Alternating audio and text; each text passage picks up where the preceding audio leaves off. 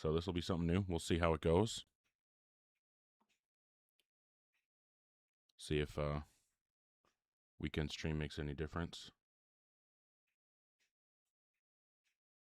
Ugar Debates is live on YouTube. Oh, thanks, Nick. Thanks, Bradley Ann, for the support. I appreciate you. Yeah, we'll see if we can have some good conversations today. I just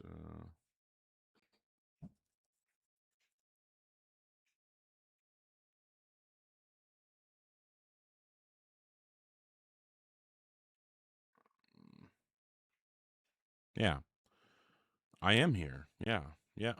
Doing a rare Saturday stream. Yeah, I work during the week, so can never stream during the day during the week. But hey, first indeed, Andy. First indeed. Let me make a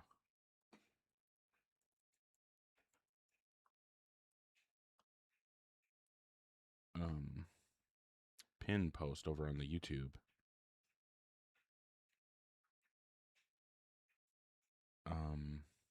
Yeah.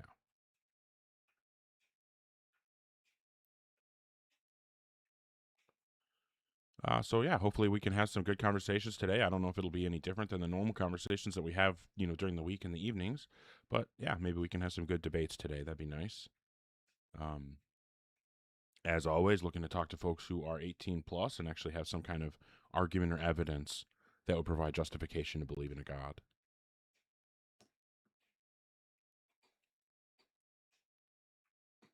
I don't know if the prove me wrong is better or worse to have up. Hey, thanks, Casey. Fuck yeah. Okay, A or B? We got A and we got B. Oh, actually, because I moved the other one, I gotta move this one now. What do you think?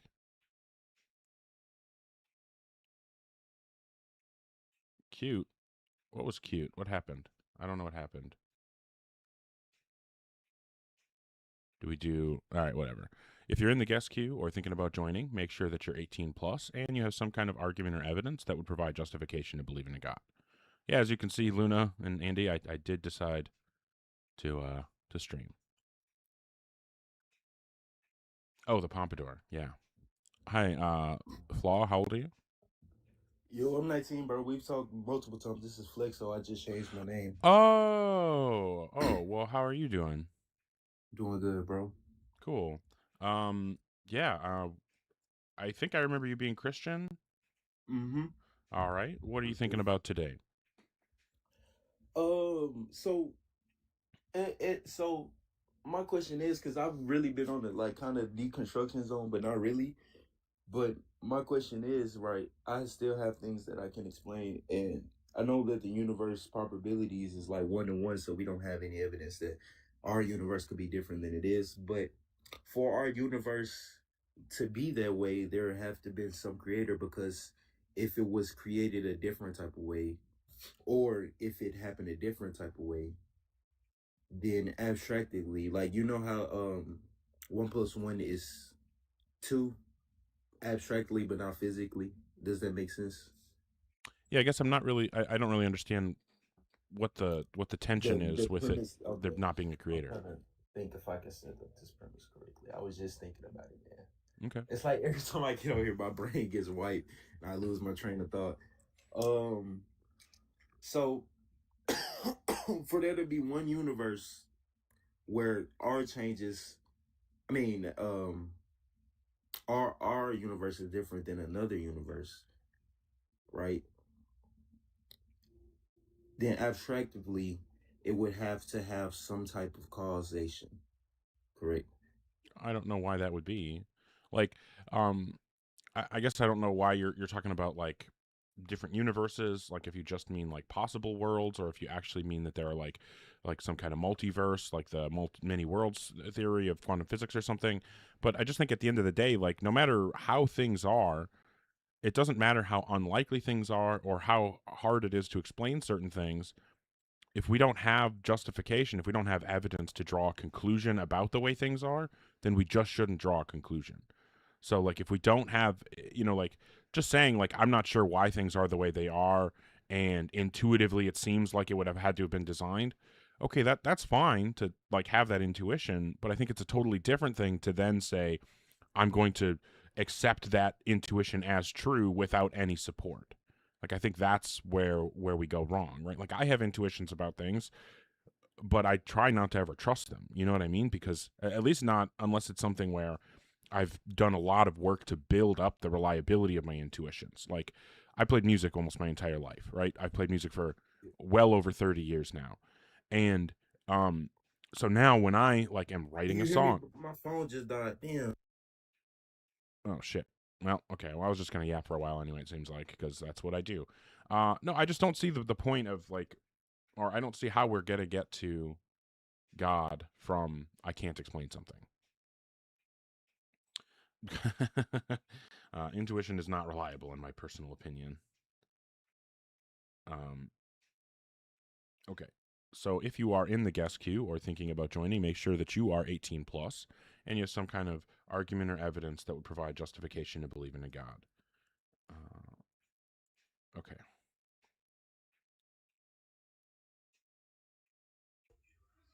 Hi, Jeff. Hello? Yeah, how old are you? I'm 18. I'm 18. And what God do you believe in? Jesus. Okay. And what would you say is the best argument or evidence that would provide justification to believe in a God? So, my best argument and evidence is that everything in the Bible, going from Old Testimony to New, not one thing has been disproved in the Bible. Oh, There that's have wrong. been, I mean, that's obviously false. and how's that? Well, I mean, it contradicts itself, so it proves itself wrong in multiple places, right? Like, there are And where's parts. that? Yeah, I mean, there are parts where, like, for example, one thing says, uh, God said, or what is it? Like when God is giving punishments to David, I think it is, and he's offering, you can take, 3 days of this or 3 weeks of that or whatever. And in one version of the story, in one book of the Bible, the number's 3 for everything, and then in another version, one of the numbers is 7. Like, Oh yeah, those are just theories that Christians have brought upon the Bible. Like, it's not literally God saying this is my holy number, or this is No, my no, no, triad, no, or no, no, no, whatever. no, no, no, no. It's saying God told the prophet this, right? So in Second Samuel, a prophet named Gad, and prophets speak on behalf of God. God tells them what to speak. That's what the Bible says. And he Yeah. says, and through Gad, God tells David about that he has a choice to pick 7 years of famine or a couple of other punishments. But then when the exact same story is relayed in First Chronicles, it's instead 3 years of famine. So according to the Bible, God said 7 years of famine, and he also said 3 years of famine. So what that tells us is that we can't actually trust the Bible when it claims God said things because it's just making it up. Right. Okay. I'll look into that more, but I know that there's one thing about my God and that he's a true God. I know that he doesn't lie because he's everything that is good. There's God does nothing that lie. is good. I'll look into that, but my God does not lie. But God I would does like to lie. know. I would like to know. Like, why don't you believe in the Bible or anything that it says other than it contradicting itself from what you've seen and Well, read? why wouldn't contradicting itself be enough to tell us that we shouldn't believe in it? Well, there's also, so let's say the Big Bang Theory, right? No, you Like answer it's the a, question. what? Why should we believe something that is internally contradictory? Yeah, I'm about to answer that Yeah, question. don't go off into other stuff. I need you to address the No, no, concept of internal contradiction and why that we I'm should going think to that answer something that that question. has that property should be reliable. So, science, right? There are Why should we so trust many, things that are internally contradictory? we can't trust anything that's Okay, internally, yes, fantastic. The Bible is but, internally contradictory. We can't trust things that are internally contradictory. Therefore, we can't trust the Bible, right? so what about Right? science? So what Do about you science? agree? How can we trust Do that? you agree? Yes, but my Bible does Fantastic. So not. we both agree we can't trust the Bible. Is there any non-biblical reason to think that God exists? Is there any non-biblical reason to believe that God exists? Yeah, because you and I both agree that we cannot trust anything the Bible says. So obviously we can't go to that as a source for reasons to believe in God. So is there anything outside the Bible that would give us a reason to believe in God? No, it's entirely up to faith. Fantastic. That's So the you whole agree religion. with me then that there are no reasons to believe in God, right? There are definitely reasons to believe, You but that just comes said down that to you your just free said that will. we cannot trust the Bible, so we can't I take reasons didn't. from the Bible. And then you also said that there are no reasons external to the Bible. So obviously that means that there are no reasons. If there are no reasons internal to the Bible or external to the Bible, then there are no reasons. Okay, so All right. excuse me. You're twisting my words. Not I'm once not did I twisting say your that. words. You I said that we swear to cannot God. trust things that are internally contradictory, right? I didn't say that you can't trust the Bible. Yeah. Well, I mean, look, if your only debate tactic is to say stuff to seem reasonable and then go back on it when you realize You're that not it allowing me to ruins your speak. position, oh, I'm not You're going to not allow you allowing to me. run off into other topics. We're I'm specifically not running talking off about into other reasons to topics. believe in God. You brought up the Bible. I pointed out that the Bible has internal contradictions, and you agreed that we shouldn't trust things with internal contradictions. You also agreed that the Bible does have internal contradictions. So we both agree that we can't trust anything the Bible says because of its internally contradictory nature. Okay. And then you said that there are no reasons to believe in God that are external to the Bible. So if the only options are internal to the Bible or not internal to the Bible, which means external, that's a true dichotomy. There are none internal to the Bible because it's contradictory and we can't trust it. And you said there are none external to the Bible. So that means that in the entirety of existence, there are no reasons to believe in God according to you. Okay. All right. Well, I appreciate the conversation. Have a good one. I don't think we were going to get very far there. Ooh.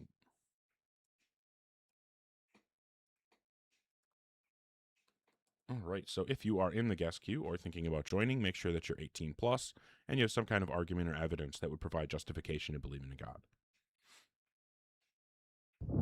Hey, Havoc, how old are you? I am 30. Okay. And what God do you believe in? My God does not have a name. Okay, but you believe in like a mind that created and sustains the universe? Absolutely. Cool. And what would you say is the best argument or evidence that would provide justification to believe in God? I would say testimony. Well, my issue with testimony is just that we have testimony for every religion, for every spiritual practice, and people who have, their own idiosyncratic spiritual beliefs. They all have testimony for all these things. So if I have 100 different people giving me testimony that lead to 100 different contradictory conclusions, how am I supposed to tell which ones I should believe and which ones I shouldn't? I don't think you should decide which ones to believe. I just think you should realize that everyone who does believe has some form of testimony. That's not my question, though. I understand that people have I testimony. answered your question. No, I'm trying to determine what is true. You're telling me that I shouldn't try to determine what is true, and that's just not an What is answer to the true? question. My question is, how do I determine what's true? How do you determine what's true is by evidence. Okay, yeah, and obviously I need the evidence to tell me which testimonials lead to true conclusions. What is that evidence? Well, testimonies themselves are evidence, is my point. That's what I just got done explaining. Because we have testimony for contradictory conclusions, that means that we have exactly the same evidence for contradictory conclusions. We cannot use evidence that leads us to contradictory conclusions, because then we know that the conclusions aren't true. So we need some way to tell between the testimonies which ones are reliable and which ones aren't. How do we do that? Just because something contradicts something else doesn't mean that we automatically know that said thing is true. No, what I'm saying is, let's imagine that I'm taking a math test and I have a calculator. Half of the time when I put in, problem 7, when I try to put problem 7 into my calculator and see what answer it gives me, I try it 10 different times. 5 of the times that I put it in, it tells me the answer is 46. And the other 5 times that I put in the exact same thing, it tells me the answer is 92. Now, how am I supposed to tell whether when I put in the exact same calculations, the exact same input, and the output is different on different tries? How do I know whether that calculator is reliable and whether the answer is actually 46 or 92? Okay, so please don't mute me. Please don't get... I just need you to answer the question, please. Yeah, because that would never happen on a calculator. Okay, so your defense is, I'm just not going to engage. So that so would your never happen on a debate tactic calculator. here is I don't have to admit that You I'm just asked wrong me as about long as I math. don't engage. You just asked me about math. Yeah, and I'm asking you calculator. to answer the I'm question, answering. how would I go about determining what the actual answer is You when would the not be tool that able I'm to using because that would not happen on a calculator. Though. you're Like, not You would not be able Yeah, to. I'm asking you to imagine a scenario where that did happen on a calculator. Right. So if that Yeah, happened, now the tool that I'm trying to use to determine the correct answer is giving me contradictory responses. How do I tell you what wouldn't the be able to- actual answer is? You wouldn't be able to tell. Okay, fantastic. So what I'm concerned with is getting to the truth. And if we look at testimony as the tool to get us to the truth, it gives us contradictory outputs, which means it's just like that What unreliable type of calculator. Contradictory outputs, though, because if you Yeah. look at Because there are lots of different- people who give a testimony who say that Jesus is the Son of God. And then there's lots of people who give testimony that say Jesus is not the Son of God. right, so How do let's I move tell away which from is correct religion. from testimony alone? Let's move away from religion for a second. I don't care what the actual conclusion is. Some people give testimony that say that there's one God, and some people give testimony that say there are thousands of gods. How do I tell Right. which testimonies to believe? Well, that's the whole thing about believing. If you look up these definitions, How do I tell which testimonies to believe? What is the tool that I can use to Okay. determine which Okay. testimonies are believable and which ones aren't? There's no way to tell that someone that says that. Okay, the sky so is there's no green- way to tell based on Yeah, like, testimony, which means the just because testimony. someone says something to you doesn't mean you automatically can use that. Yes, as exactly. something So being now true. you and I both are finally But on the we- same page. The testimony Yeah, is but we not a do reliable understand that type of evidence. testimonies are evidence, though. No, obviously not in this case, because No, the they are. testimonies are contradictory. I just got done explaining that. You said that if the tool leads you to contradictory conclusions, you need something else to supplement that Okay, so tool. So that's what I'm asking are for. What's the we- I'm what's the just a little- something else that can help Alright, me so- determine which testimonies to Hold on, believe? let's just relax for a second. I just am really confused on this conversation because are we actually having like a discussion or are we just like asking me questions that are like dead end questions? I'm asking and you to then, like, support your claim and to support your position. You're saying that but when we I that try to, you're saying- kind of you're not saying letting me. you're saying that testimony. You're asking me questions and driving me in a certain direction that you want me to go in. Yeah, because I'm trying to instead show of you the actually- problem with what you're saying and you're refusing to see it. No, I've answered every question. I don't have an issue with the Oh, questions you're asking me. Right. It's So just we that both agree after that you ask testimony me a is not a question- reliable pathway to truth on this question, right? I don't agree. I think Okay, that so then testimony- show me that testimony reliably leads to truth.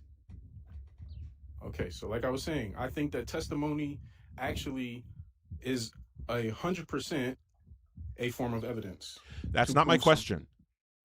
So if I have 10 different people standing in front of me and each of them have the exact same type of testimonial story, but they all have different conclusions about what kinds of gods do or don't exist, how do I tell which one to believe?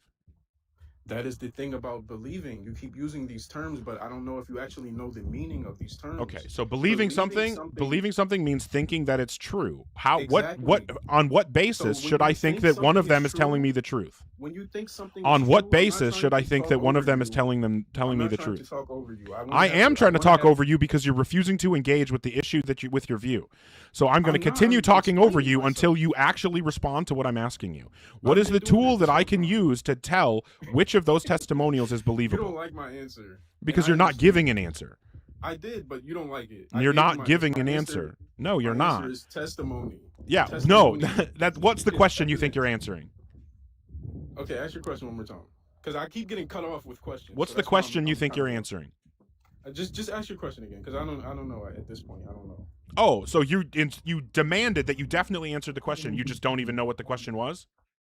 So how do you know Okay. that you answered the question if you don't know what the question was? Okay, can we get instead of trying Yeah. to like? I don't know Yep, what I would we're run doing, away can from we that get too. back to the- So No, what it's I'm not asking actually you is if I talking. have 10 people standing in front of me, all giving me the Uh-huh. exact same type of testimonial evidence, but they all come to contradictory conclusions about what gods do or don't exist, what is the tool I can use to tell which of those testimonials I should believe? Your brain, And what am I doing in my brain to determine which testimonials to believe? you're thinking And what am I thinking about? God. You're thinking about what this person said, what that person said. You compare Right, and them. how do I compare them to tell what's true? You involve your own human experience. Yeah, into that. and what you exactly think- am I doing to determine which one is true and which ones aren't? Okay, so What's the exact True. method? to determine something being true is, you know what I mean? Like that's Oh, it's That's not- just you know what I mean? That's what it is? To determine determine something is true something being is you know true what I mean? doesn't. That's mean, how it works? Okay, look, when you believe something, That's your truth. Like, No. you You can't. think the truth is relative? You think the truth is different for different people? If you actually go look up the definition of true, true is not necessarily something that is proven to be 100% fact. Truth is True that which something corresponds that to you can reality. believe. Yeah, If you no. have evidence, this is where people No. I always lose people. You're I've just had completely these misunderstanding what conversations- truth is. I Truth have is these that which conversations all the time. truth is the Okay, I'm not property gonna of talk over propositions you, that though. correspond to reality. That's not. If you look up the definition of true, that is not what the definition says.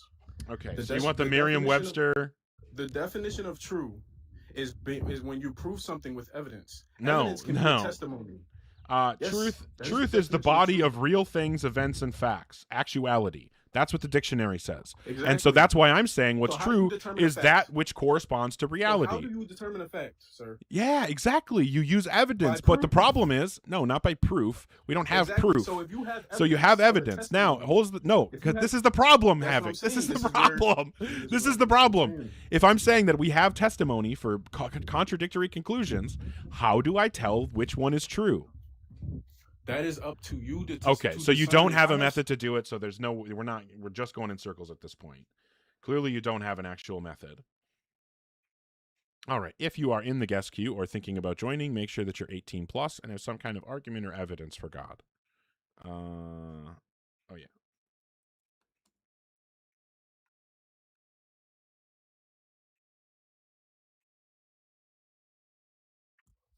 Hi, Simu, how old are you?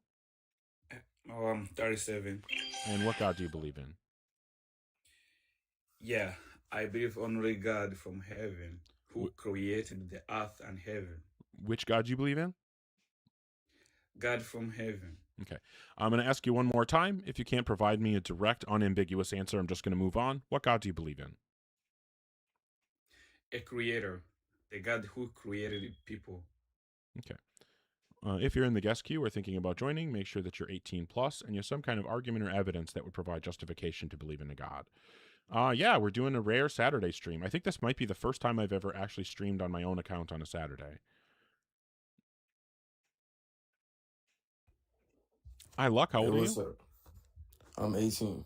And what God do you believe in? Well, I just believe in a higher power, like sort of like pantheism.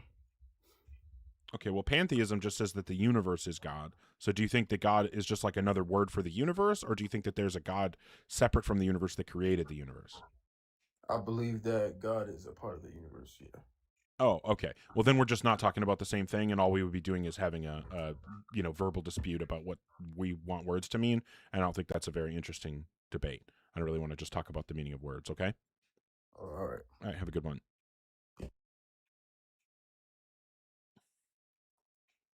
Okay. If you're in the guest queue, or thanks, Sandra. Yeah, Poopman Jones spoils me by making me look cool with cowboy hats and pompadours and all kinds of awesome stuff. Sometimes the dragon thing, that thing's fucking cool. I love that. Hey, there we fucking hat of joy indeed. That's awesome. Oh, you guys remember what was that movie? Sword in the Stone? That's what that made me think of. All right, if you're in the guest queue or thinking about joining, make sure that you're 18 plus and you have some kind of argument or evidence that would provide justification to believe in a God. Hi, Hello? Flacco, how old are you? I'm 19 years old. And what God do you believe in? Jesus Christ. Okay, and what would you say is the best argument or evidence that would provide justification to believe in a God? Honestly, I could say many things, but can you ask me that question? I don't want to look like the dumb kid who was just on here two people ago. I'm asking what would be the best argument or evidence that would provide justification to believe in a God? Oh, okay. Can I name other gods too, or no? Because you don't really have to believe in one God. You know that, right? I would assume that if you believe in the Christian God, you don't believe in other gods. No, you can mix it. So you don't actually care about your beliefs being consistent or logical? Yeah, I'm not really a consistent guy. I just really believe that God exists. Okay. If you're in the guest queue or thinking about joining, make sure that you're 18 plus and have some kind of argument or evidence for God.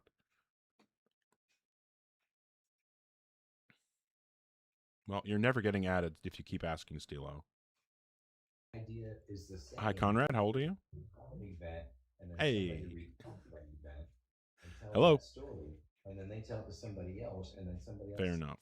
Hey, I'm the best kitty ever.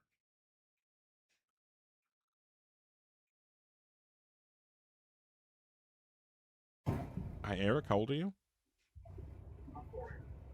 Hello? You sound like you're on the other end of a tunnel.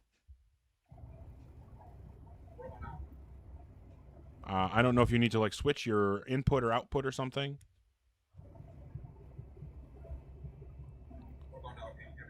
No, it sounds like you're underwater.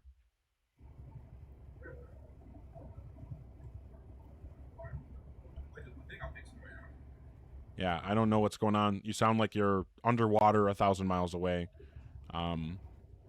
I don't know. Do you have like a microphone or headphones you can unplug or plug in or something?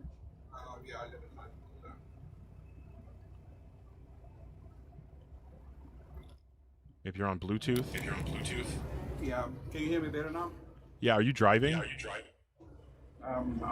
No, I'm not driving. I'm a passenger. You're what? I'm a passenger. Uh A friend huh. of mine is driving. Yeah, I'm a passenger. Okay, let me talk to the driver, or have the driver say something. Hello, how are you? And that was just you? All right, well, I'm just going to move on. The background noise is getting to me anyway. If you're in the guest queue or thinking about joining, make sure that you're 18 plus and have some kind of argument or evidence for God. Hi, JJ. Yes. How old are you? I am 22. Okay, and what God do you believe in? The one and only Christian God. Okay, and what would you say is the best argument or evidence that would provide justification to believe in God? So, one thing is like, the Big Bang Theory, right? It's, I guess, supposed to explain how time, space, and matter came No. to existence. No, that's a misunderstanding. I was under the impression that the Big Bang Theory is supposed to explain like time, space, and matter, like No. how that came to existence. No, that just means that you don't understand what the Big Bang is. It just explains the Okay. expansion of the universe from a hot, dense state. It says nothing about whether there was a beginning. And the reason that I'm confident in saying that is that there was a study, a survey done recently of cosmologists, physicists, people that, are experts on this.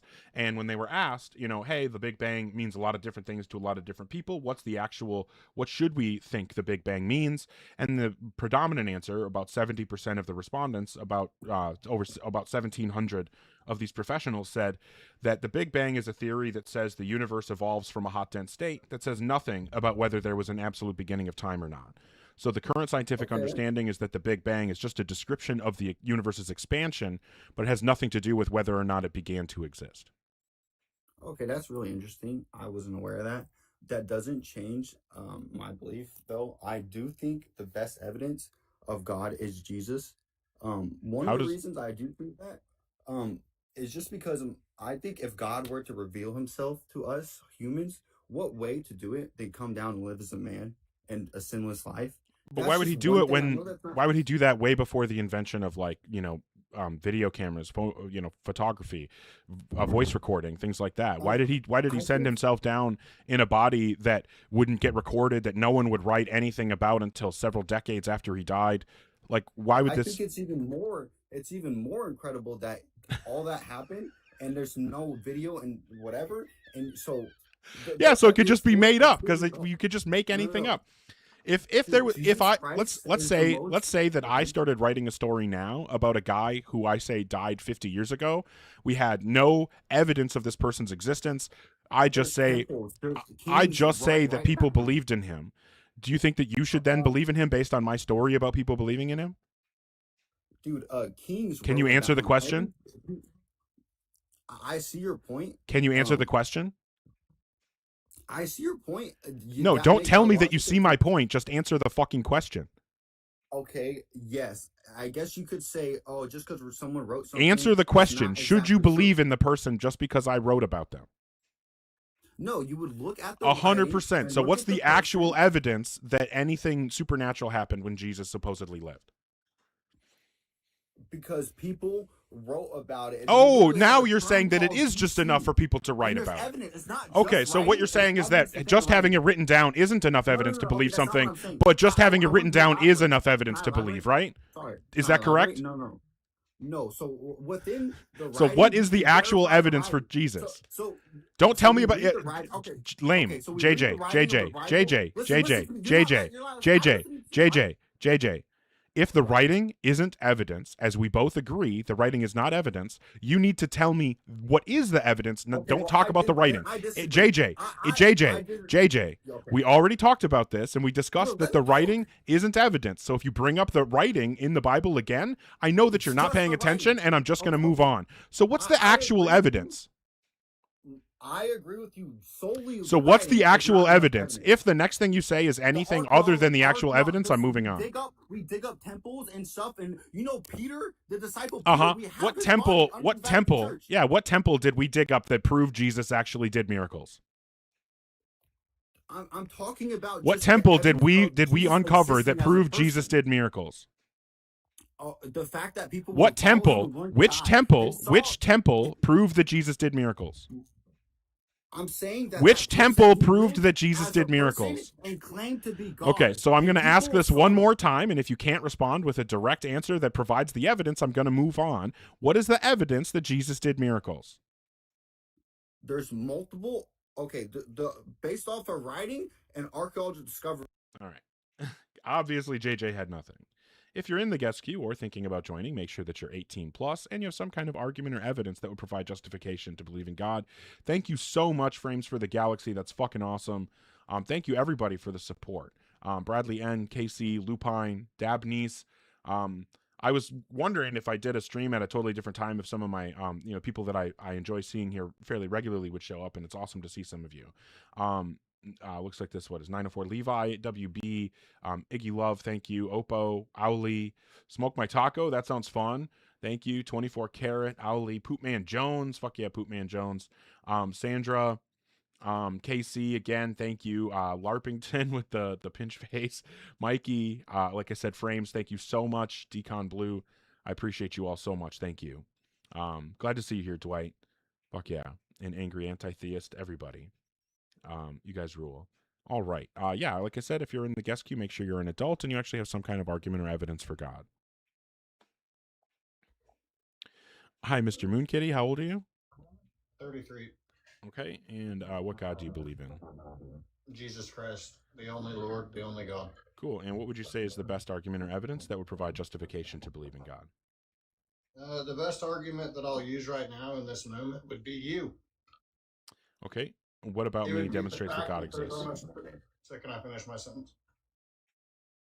It would be the fact that there's 300 almost people in here who are in such denial that they're sending some random nobody, such as yourself, money to tell themselves that what you're saying is true, right? So you know that God is real just as much as I do. So you don't have any actual evidence or argument? Because as far as I can tell, you know that there isn't a God, and you're just coming up here. As far as I can tell, you're only coming up here because you're actually an atheist, and you just want to make Christians and theists look bad. So you're coming up here saying a bunch of really dumb stuff so that people will stop believing in Christianity, right? Hey, so keep crashing out, sweetheart. Oh yeah, I'm totally crashing out. You done crashing out? So what you're saying is that you're only up here so that you can make other theists look bad, right? You're pretending to believe in God so that you can act really dumb and make people think that all people who believe in God is dumb, and they'll stop believing, right? So you're actually an atheist? When did I say that, sweetheart? Oh, you're proving it with your actions right now for Yeah, everybody. So thanks for coming up and trying to do your best, bad theist impression to get people to stop believing in God. I appreciate you doing Eunice's work. Eunice loves you. She doesn't like when people believe in unjustified gods. So she's very happy with you, Mr. Moon Kitty. Yeah, let's get those Eunice stickers in the chat. Hey, thanks, Poopman Jones. Oh, thanks, Dark Knight. Awesome to see you here. And KC, thank you for the money gun. Guido, Dabnice, I appreciate you all. Thank you so much, sincerely. All right, yeah, if you're in the guest queue or thinking about joining, make sure you're an adult and you actually have some kind of argument or evidence for God. And he thinks I'm cute? Damn, that's awesome. Hi, American Muscle. How old are you? 63. Okay. And what God do you believe in? I believe in the God, the Creator. Okay, well, I don't know what you mean, so I just need you to tell me what God you believe in. I can't read your mind. What God do you believe in? No, okay. If you allow me to finish it, God, the Creator. I would ask a question of Okay, this. so I need you to, I'm going to ask one more time. If you can't provide me with an unambiguous, direct answer that doesn't require me to read your mind, I'm just going to move on. Which God do you believe in? You're not even letting me finish, sir. You haven't told me what God you believe in. What God do you believe in? You haven't given me a chance. Okay, fair enough. If you're in the guest queue or thinking about joining, make sure that you're 18 plus and you have some kind of argument or evidence that would provide justification for God. Also, make sure that you can actually tell me what God you believe in. That's right, Daniel. I am live this early.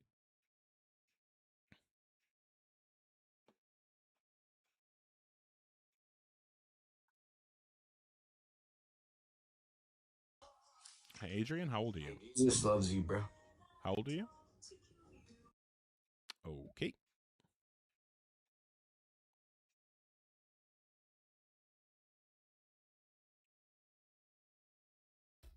Hi, Conrad. How old are you? I'm 55. Okay. And what God do you believe in? I believe in Jesus Christ, but if you don't mind, let me preface all of this conversation. We're not by doing saying, prefaces or preambles or any of that stuff. Well, we should because I actually agree with you on a lot of stuff. I don't really care. What's the best argument or evidence for God? Well, let's go back with the Bible. You talk about evidence. There's definitely evidence of a flood happening. You know, the Grand Canyon would be. Well, let's look at the Grand Canyon. Okay, why do all the geologists who study this for a living say that the Grand Canyon was formed over millions of years? Yeah, and it came from water. So why do all the geologists who study this for a living say that it formed over millions and millions of years? What do you know that they don't know? Well, I can't say that I know. What do you know that they don't know? Well, if you don't know anything they don't know, and they're experts, and they say that based on their expertise that it would have taken millions and millions of years, then it seems like we should just believe that it took millions and millions of years. Great energy. Okay, so what's the evidence? So what's the evidence? So what is the evidence that it happened quickly and it wasn't millions and millions of years? I don't necessarily believe everything in the Bible, but I will say so that what is the evidence? The Great Flood. It talked about the Great Flood. What is the evidence? What is the evidence? What is the evidence? What's the evidence? What is the evidence? What's the evidence? What is the evidence? What is the evidence? The evidence is what's the evidence?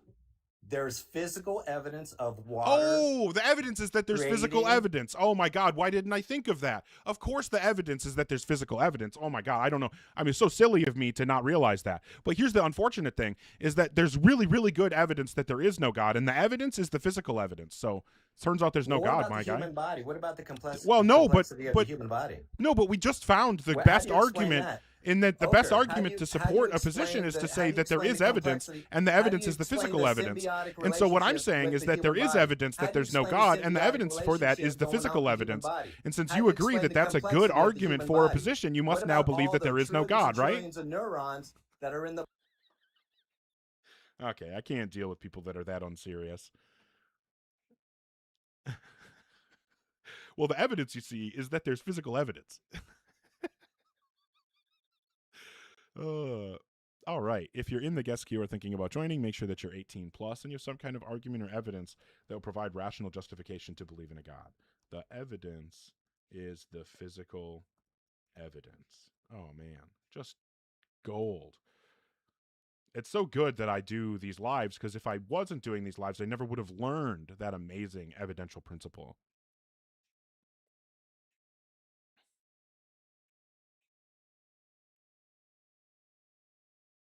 Yo, what's up? Hi, X, how old are you? 19 years old. And what God do you believe in? I just wanted to ask a question about your caption, because to what me God it do you looks like believe in? Your caption looks like a burden-proof shift. So what God do you believe in? I don't believe in any. I'm secular. Okay. I just wanted to ask about that. Cool. If you're in the guest queue or thinking about joining, make sure that you're 18 plus and you have some kind of argument or evidence that would provide justification to believe in a God. Certainly don't come up to Tone Police. If you think that these lives should be done differently, fantastic. Go do it the way you think it should be done. I'm not stopping you. Certainly, in fact, I encourage you genuinely, go do it the way that you think it should be done. Please do.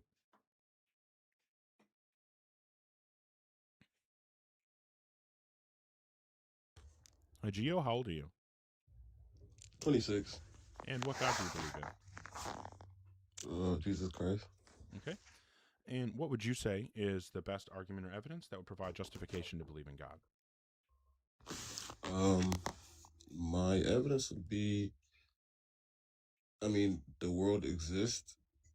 And if you look at how complex life is to even form, and how everything, how like even the fact that we're in a habitable zone of the star, I mean of the sun, that allows us to even breathe air, have oxygen, like that seems like something that's designed and created by somebody, not just by chance.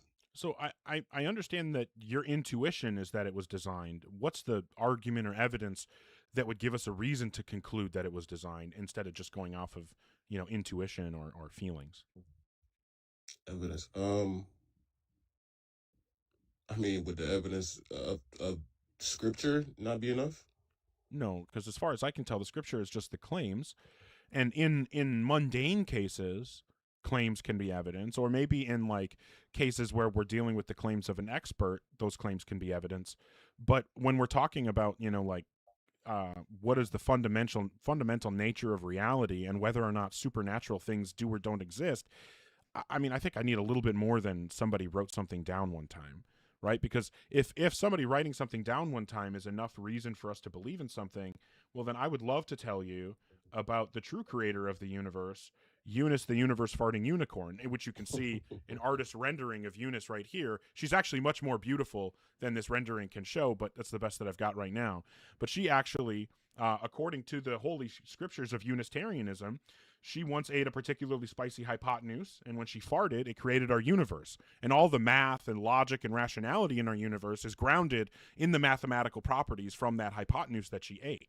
Right? So we have a perfect explanation for why reality exists, why there's beauty in the world. Also, we know why there are bad, ugly, and evil things in the world, and that's because the universe is a fart, right? It's not all good, but it came from such a beautiful creature as Eunice, so that's why there's beauty, and she was a result of her eating the hypotenuse, so there's logic in math. See, I can explain all this stuff. Now, is there actual evidence to believe in this? Well, unfortunately, all we've got is the stuff that's written down. But if you think that stuff just being written down is enough, well, then it seems like you should probably believe in Eunice too, right? Yeah, that's a good point. That's definitely a good point. So are you talking like physical evidence, like obviously despite scripture, like you want like something as far as like what, God being on earth or something like that? No, I don't think that God existing is a question that science can answer. So I don't really think that empirical evidence is the way to go. Now, if somebody wants to present empirical evidence, physical evidence, that kind of stuff, certainly I'll entertain it. I'll listen to it. But I think it's extremely unlikely that if we ever do demonstrate God exists, that that'll be the way that it's done. Okay. I'll have to come back because maybe the things I'm going to say now is going to lead to not being evidence at all. Okay. Well, I appreciate you having an honest, genuine conversation. That's more than I can say for a lot of people. So I appreciate you genuinely, and I hope that you come back with a killer argument and you convert me. I appreciate you too. Take care. W's for Geo, right? Like, those, I don't know, man. And I genuinely mean it. I think that he's going to really think about it and come back with a good conversation. And whether or not it'll convert me, I don't know. But I cannot wait for him to come back with a solid argument and for us to really hash it out. And, maybe one of us will change our position. Maybe neither of us will, but I think that it'll be a good conversation either way. If you're in the guest queue or thinking about joining, make sure that you're 18 plus and you have some kind of argument or evidence that would provide justification to believe in a God. Yeah, no, I understand, Colette. I agree. And people complain that I'm mean because I don't let people gish gallop, right? And it's so rude of me not to let people say whatever the fuck they want. But that's how I do things, I guess. It is what it is. You don't have to be here if you don't want to see me be an asshole.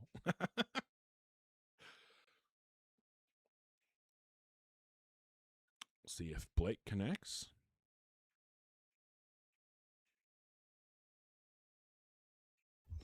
Hi, Blake. How old are you? I am 39. I turned 40 today. I turned 40.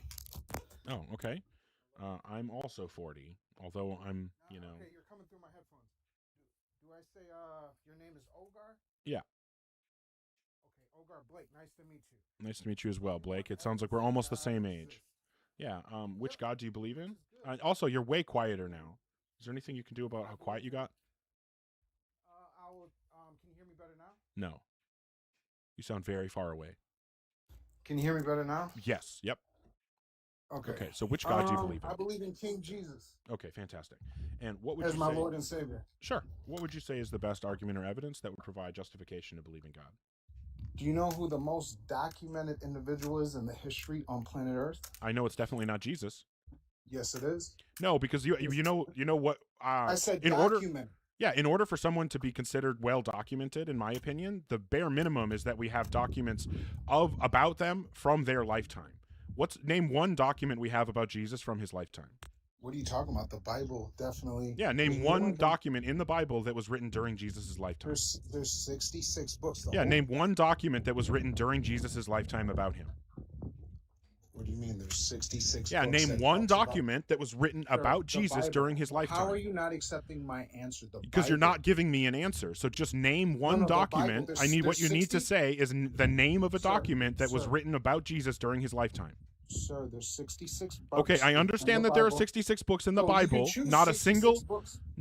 Which of the books in the Bible was written during Jesus' lifetime? During his lifetime. Yes. Oh, you got to run away? No. I did not run away. I apologize.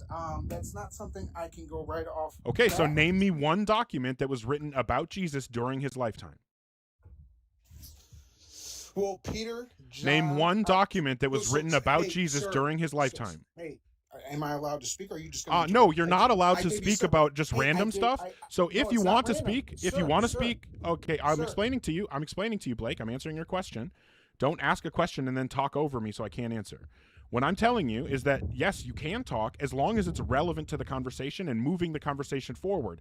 Where we're at right now is we're discussing your claim about how well documented Jesus' existence is. I'm explaining to you that a person cannot be considered well documented unless we, at bare minimum, have documents written about them during their lifetime. So you can either retract your claim that Jesus' existence was well documented, or you can provide the name of a document that was written about Jesus during his lifetime. Okay, so Peter particularly. So give me the name of a document that was written about Jesus during his lifetime. Sir, I'm giving you the Bible. So okay, so now here's what's gonna happen, Blake. Here's what's gonna happen. Here's what's gonna happen, Blake. I'm going to ask the question one more time, and if you don't give a direct answer that is the name of a document, then we all know that means that you cannot support your position. So what is the name of a document that was written about Jesus during his lifetime? So the Bible's not a document. Okay, fair enough.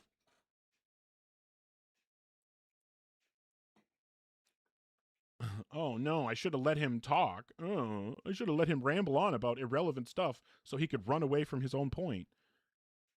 Hey, Text Prediction, KTM. Good to see you. Thanks, everybody, for the support. You guys fucking rule. Poopman Jones, Broken Tree Branch, Blondie, SciTech Nature, Thomas, Caden, KTM, thank you guys so much. I don't know if I should call you probably just Text Prediction. I don't know. That's a lot to say. I just think of you as KTM because I remember when we were kind of both getting started, I think. Insomniac, thank you very much. Okay. I think I've asked you that before, and I always feel bad because it's like I don't want to act like I'm like not reading what your username is now or not like respecting whatever. Anyway, thanks for the support, Gino. You fucking rule. If you are in the guest queue or thinking about joining, make sure that you're 18 plus and have some kind of argument or evidence for God. I talk over people to bring them back to the point. You'll notice, hey, thanks, Poopman Jones. Oh, that's KTM. Thank you so much. Oh, fuck yeah. You'll notice that when people are actually talking on topic, when they're actually giving arguments or evidence that's on the topic, I don't interrupt them, right? Not once. Okay. I have debated Q-Top and it went really bad. Gino, thank you so much for the support. Hi, Green Ferrari. How old are you? 38. Okay, and what God do you believe in? I believe in the God of the Bible, Jesus Christ. Okay. And then what would you say is the best argument or evidence that would provide rational justification to believe in God? So the evidence, it personally is just my testimony. So, and I know I can't really show that to you face to face. I can only testify to Well, who I testimony in was. general, even if you could tell me face to face, is irrelevant because I have testimony from all kinds of different religious and spiritual traditions. And so if testimony is sufficient evidence to believe something, then it would have to be sufficient evidence to believe contradictory things. I don't believe that contradictions can be true. Therefore, testimony must not be sufficient evidence to believe anything. Yeah, and I'm just saying that's Okay, just so the since evidence testimony isn't myself, sufficient yeah. evidence to base a belief on, what would be sufficient evidence to believe in God? Well, so for me, going back to the creation narrative, it's like if you want to look at the scientific fact of things, nothing can be created or something can't be created out of nothing. Science proves that there's a beginning of the universe, right? When was it proved that there's a beginning of the universe? Well, the theory, there's no proof, but there's the theoretical Big Bang theory. And What does that's that the have to biggest do with the beginning argument. of the universe? What does that have? Well, I mean, that's what the theory that they use. No, as we've already discussed once on this live, and I guess we get to do it again, there was a survey done of cosmologists and physicists by Physics Magazine. They got almost 1,700 respondents from these, professionals and experts who said that the meaning of the Big Bang, what we should think about the Big Bang, is that it's a theory that says the universe evolves from a hot, dense state that says nothing about whether there was an absolute beginning of time or not. You'll notice all the other options, at most, one has 20%, and there's 5, 4, 3 for other no opinion. But almost 70% of the experts who responded said that it has nothing to do with whether or not the universe has a beginning. So since the experts are telling us that the current scientific understanding of the Big Bang is that it has nothing to do with whether the universe had a beginning, you would need to point to something else as evidence for the universe's beginning. Okay, I hear you in that. And then secondly, for me, is the inherent moral law that humankind has written on our hearts. Now, I know that there's other creation. I know, so survival of the fittest. What does this have? What does morality have to do with anything? How does it get us to God? Because there's only one true moral God or one true moral creator. If we were That's just the claim. animals, What's the evidence right? that gets us to God? If we were what is the okay? So is it your argument on this earth? Is it your argument? Survival of the fittest. Ferrari. Is it your argument? Is it your argument that God exists because morals exist? Yes. Okay. Yeah. So it sounds like the given argument us would his be moral something along the standards. lines. Is there a delay? Tell me when you hear this. I hear it. Okay, I'm going to count to 3, and then I want you to say 4. 1, 2, 3. I think there might be a delay. I heard you. I hear you now. Yeah, Can that's you an hear me? enormous delay. So we're going to have to, I don't know, maybe come back another time.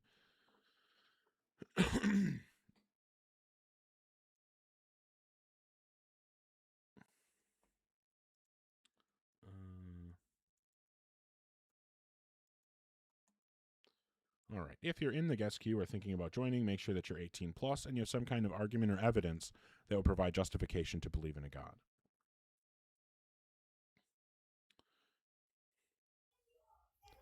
How does it feel to lose, monkey boy? Oh. Yeah, you got nothing. You've adapted to it. That's amazing. Yeah, I've lost enough that I'm numb to it now. I got hit by the master yesterday with one of those, and I just needed to pass it along. That's through Deathless? Yeah, well, under his Final Boss account. Oh yeah, that's where he does the fatalities for sure. He's come up as Deathless before, but I never really felt the sting of loss until he came up as Final Boss. Then I knew. Yeah, that's why I don't bring him up anymore. He gave me the dreaded one premise argument. Yeah, it's the nail in the coffin for sure. Good times. How are you doing today? I'm doing all right. I'm probably not going to stream today. Might not have time. Fair enough. Well, if you want to hang out for a little bit, that's cool with me. See if maybe we get better guests than when I was over on yours. We'll see. That's not a hard thing to achieve, to be fair. Right. Yeah, that's a pretty that bar's underground. All right. So if you're in the guest queue or thinking about joining, make sure that you are an adult and you have some kind of argument or evidence for God. Be just fine, buddy. Hi, what's your name? Hello. Bueller. Hello. All right, fair enough. God damn, Token Yoda, thank you so much for the galaxy. Also, thank you to folks who are supporting Monkey Boy as well. Looks like Poopman Jones, 24 Karat, a few people. Thank you so much. That's fucking awesome.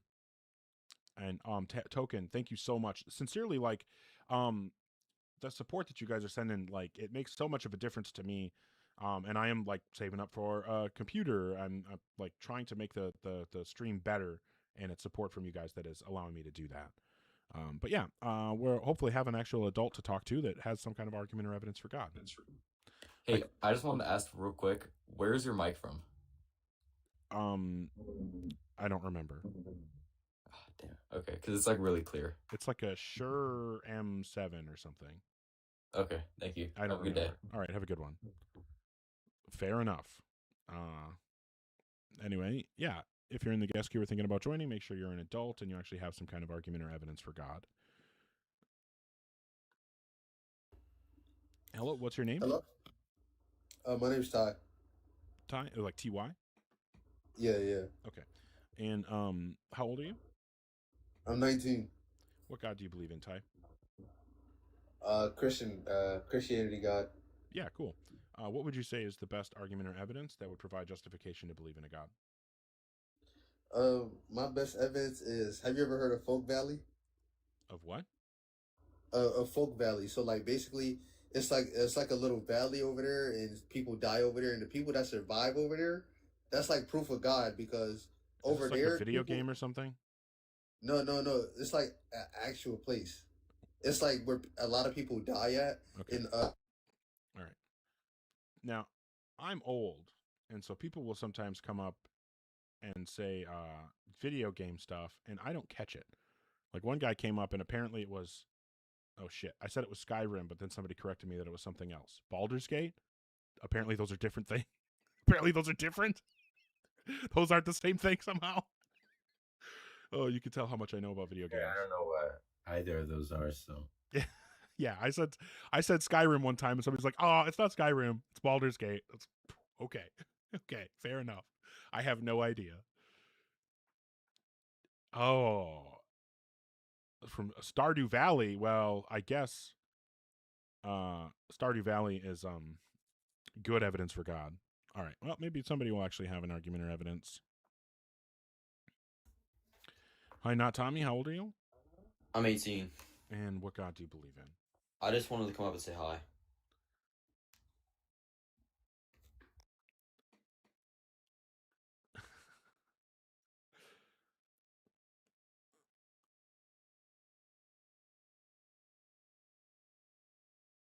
I can't tell if this person is connecting or not. You know how sometimes they disappear, but then they like randomly connect a minute later? Yeah, it happens all the time. It's real strange. All right, well, we're running out of people requesting. Gen Alpha brain rot? Okay, well, I don't know anything about Gen Alpha or brain rot. All right, if you're in the guest queue or thinking about joining, make sure that you're an adult and you have some kind of argument or evidence for God. Damn, Token, holy shit. Supporting Monkey Boy? Fuck yeah. Thank you. Oh, yo, thanks, Token. Honestly, y'all should. Well, actually, you get a portion of that, right? Oh, I have Isn't that how that works? I have no idea how that works. Well, yo, Token is crazy. Token, Aaron, Poopman, those three are like the trio. Okay, I don't know Token yet, but I'm happy to be have that, you know, having the support now. And yeah, Poopman Jones, Philo Dragon, I don't know, yeah, they're like carrying the debate community on their backs. Like, oh, I don't know. I feel I feel lucky to be getting support from people like that. That's what's up. All right. Well, it looks like we only have a troll requesting, so we'll let them say their troll thing, and then we can move on. Hi. Hello. Oh, are you a child too? No. I'm 20. And I was born 2005, December 24. ooh, close to the worst possible birthday, but I still got you beat. Yeah, I know. I still got you beat.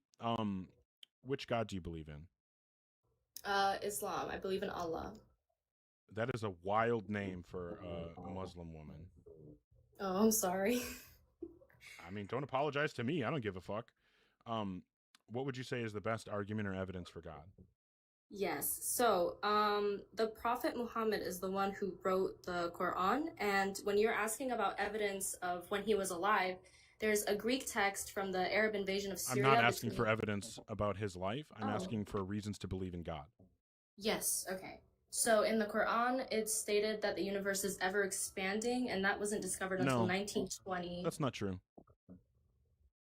Um, I don't want you to lie about what's in the Quran no, to try I'm- to support your position. I just want actual evidence. If the only No, evidence this you is- have is to lie about what's in your holy book, then that doesn't bode well for your position. no, I'm not lying. This is Okay, like well, the straight Quran from- doesn't say that. It says that the sky was stretched out, but it doesn't say that the universe is expanding. It just says the person who stretched out the sky. And that means because what they used to believe in the ancient world is that the sky was like there was something over the sky, right? So that's all it was saying was a misunderstanding of how the sky works and what the sky is. And they're just saying that something like they thought it was like a fabric or something stretched out. So in the Quran, it says something about, the person or the being who stretched out the sky was God or something along those lines. But that doesn't say that the universe is expanding. And to pretend that it does is just completely disingenuous. So either you're lying to me or someone lied to you and you didn't fact check them. No, I'm sorry. I might have been quoting because there's like scholars that study the Quran. I might have been quoting their interpretation of it. I'm so sorry about that. But another reason is that it was also stated in the Quran that humans are blood and water, and that's like I'm sorry if I'm like. Yeah, so I don't really care too much about the things that the Quran says. Like the Quran might, even if the Quran got a whole bunch of things right, it gets a bunch of things horribly, horribly wrong. Like, do you think that if God is the creator of humanity, then he would understand how basic human biology works? No, he gave this information to So the if God is the creator of humanity, do you think that God would understand how basic human biology works?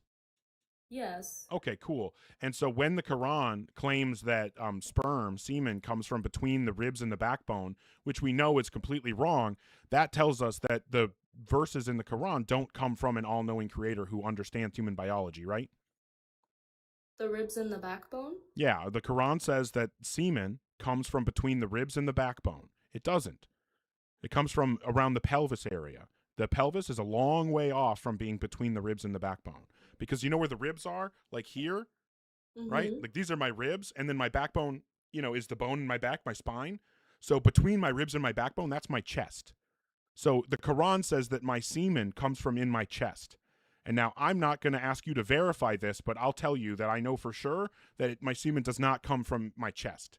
Yeah, of course not. I Yeah. think that was mostly a metaphor. No, it's not a metaphor. It's a claim that they understand how human biology works, and it shows that they're not getting their information from an all-knowing God. It's coming from people who don't know what they're talking about.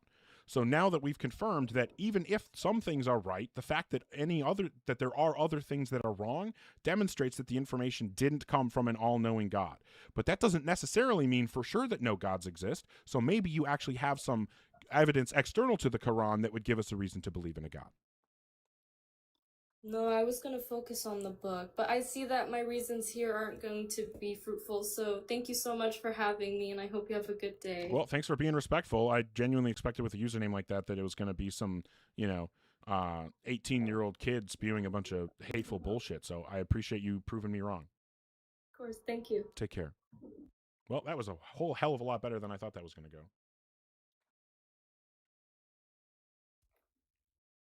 Yeah, I mean, there's only so much you could do with that stuff. Usually I challenge their claim about well, the last thing she said is that you should interpret that rib backbone thing metaphorically. Is that what she said? Yeah. Something like Yeah, I mean, usually people that seems like an ad hoc practice. They just reinvent interpretations of already existing strings of words to save certain views from hostile facts, and it doesn't seem like there's independent reasons invited to believe those interpretations.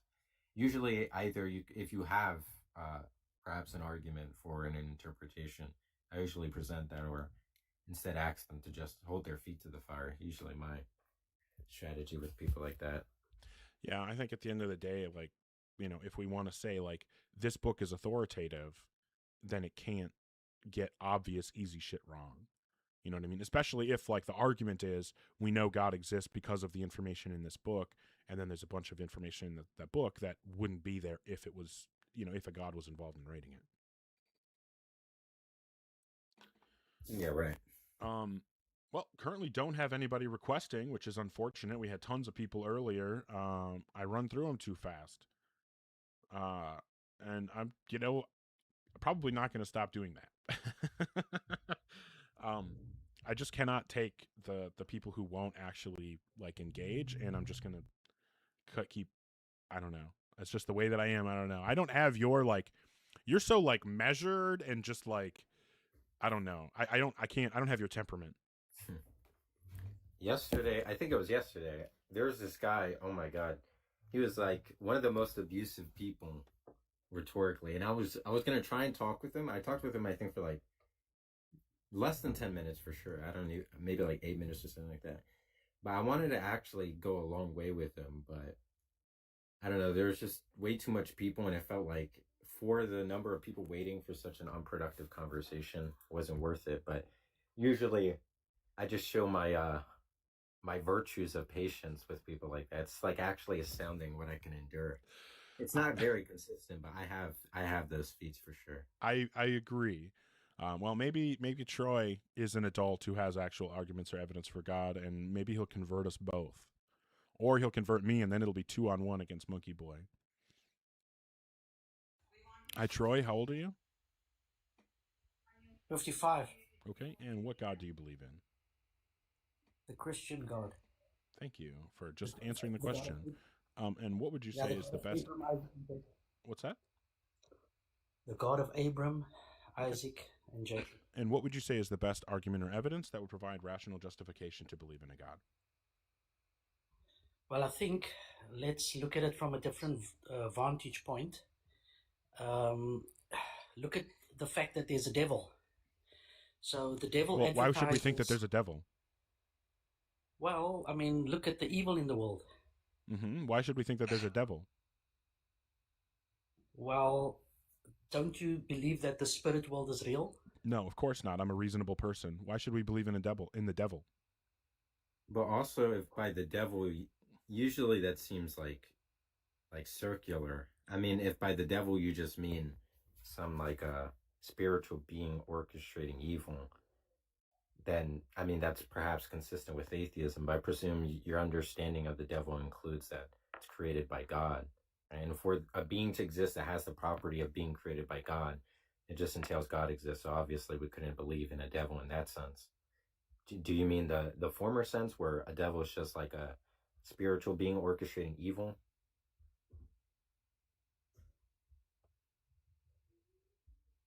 Hello? Well, if you look at the state of the world, yeah. Yeah, we're just trying to ask what you mean by the devil. Today. What do you mean by the devil, Troy?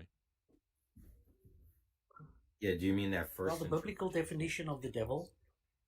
Okay, so you mean like a fallen angel that was created by God, the biblical right? Correct. Okay, so that. So look, if you. So Troy. There's lots. Troy. Troy. It's not circular. Yes. Okay, so I'm asking you for a reason to believe in God. And then your response was the existence of the devil. But the problem is, as Monkey Boy has accurately pointed out, saying that the devil exists is just assuming that God exists. So it makes it a circular argument. Because if the definition of the devil is a fallen angel created by God, well, we have to first demonstrate that God exists before it would be reasonable to believe that he created anything. Yeah, I mean, you can think of it like an analogy like this. Like, imagine we wanted to justify Odin existed. And you said, well, the reason I think Odin exists is because Thor exists, and that's how we explain the lightning, right? Like, if by Odin if by Thor you just mean the son of Odin, then to say Thor exists would just assume Odin exists, so that couldn't be a reason.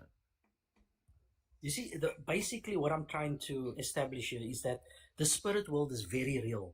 And so from a negative vantage point, there's many people that have come and Okay, well, I'm just interested in whether or not there's a reason to believe in God, even if we believed in, immaterial beings, whether that be something, abstract or something spiritual, whatever, that doesn't necessitate that there's a God. So the question is, what's the reason to believe in a God?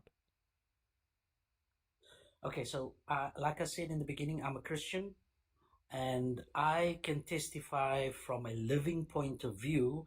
Being 55 years old, I've experienced God in my own life.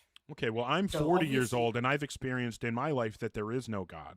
So now it sounds like all we can really do is, like, I mean, what is this? Is this like a pissing contest where we just say, like, whoever lived longer is automatically right? Because guess what? There are atheists who are in their 80s and 90s, so they've lived even longer than you, and they don't believe in a God. So, like, obviously just who's lived the longest isn't going to get us there. And you just saying, well, I believe in the spiritual world and I believe in the devil, therefore God, like, that also doesn't get us there. So we need some kind of argument or evidence. I mean, Troy, let me ask you this. You think when a Muslim says they have experiences with Allah, you think they have experiences, but they're mistaken about what explains those experiences being Allah, correct? Correct. 100%. Okay, so you can have these types of extraordinary experiences and be mistaken behind the explanation, or for the explanation behind them. So, like, if we assume the experience, I'm not really sure why would we think that it's the God explanation.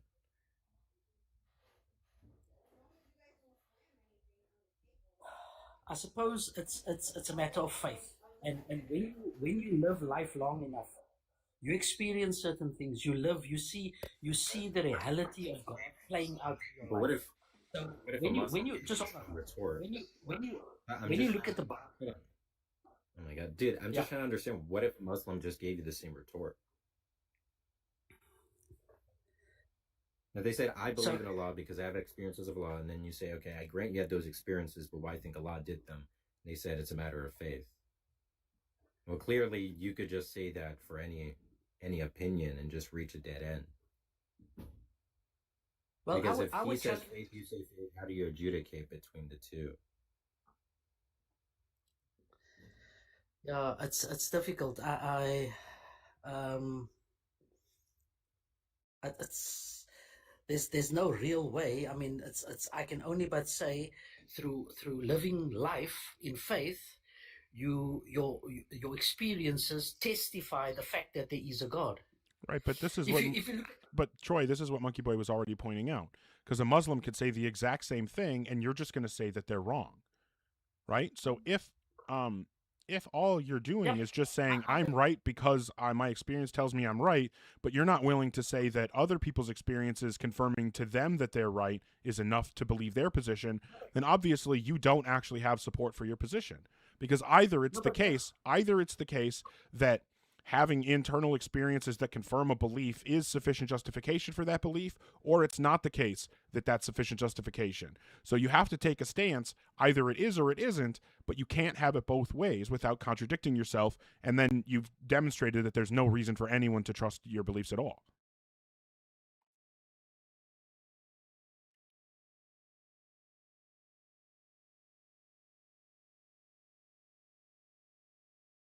So do you have anything that you can point to? Okay, well, I mean, that works too. You can also run away.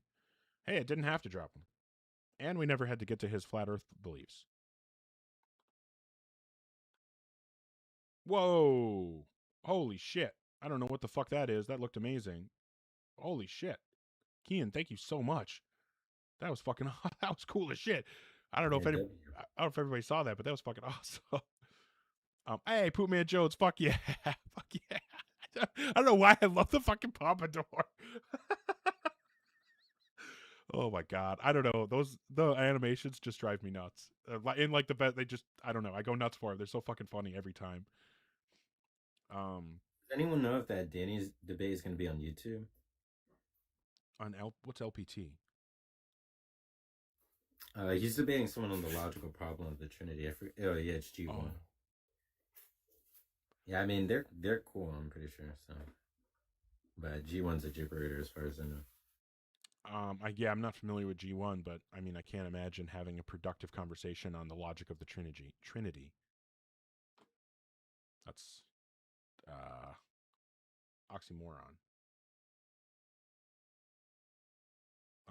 Okay, well, we ran through everybody, ran through all the Saturday guests. We've done it, Monkey Boy. We've defeated all the Saturday theists. Well, I guess we win. That's it. We get to declare victory. Plant the flag in the ground and declare victory. We're just low tiers. I was wrong, River, that LPT was a person. I thought it was a person. They're saying the logical problem of the Trinity. G1 the gibberator. Yeah, but I agree with you, Andy. Danny is based, assuming that I'm using the word based correctly. Which, I'm not 100% on. Yeah, so currently don't have anybody requesting, like over 170 people. If there's anyone who actually believes in a God and thinks you have arguments or evidence for it, feel free to request.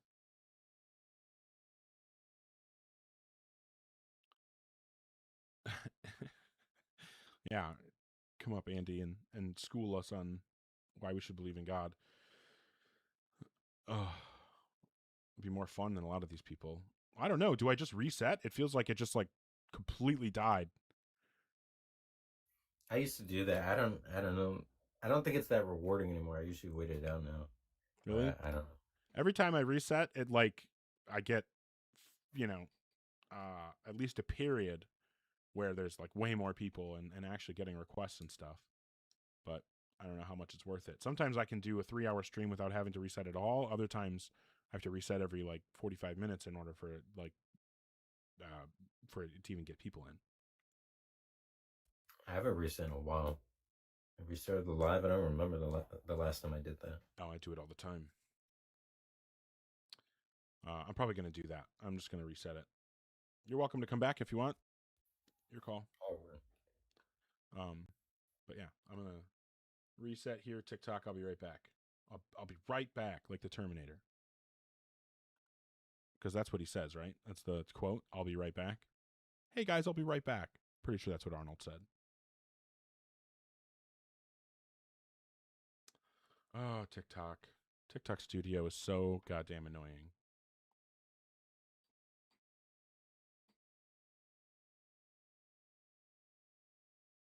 Okay.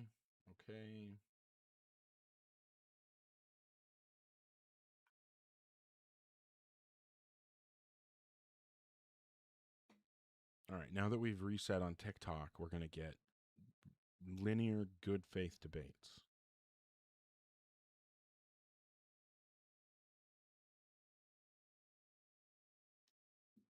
Nothing but linear good faith debates. Hey, fuck yeah, Poopman Jones.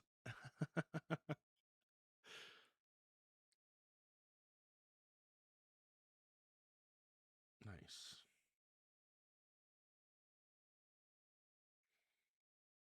Oh, thanks, Nick Gage.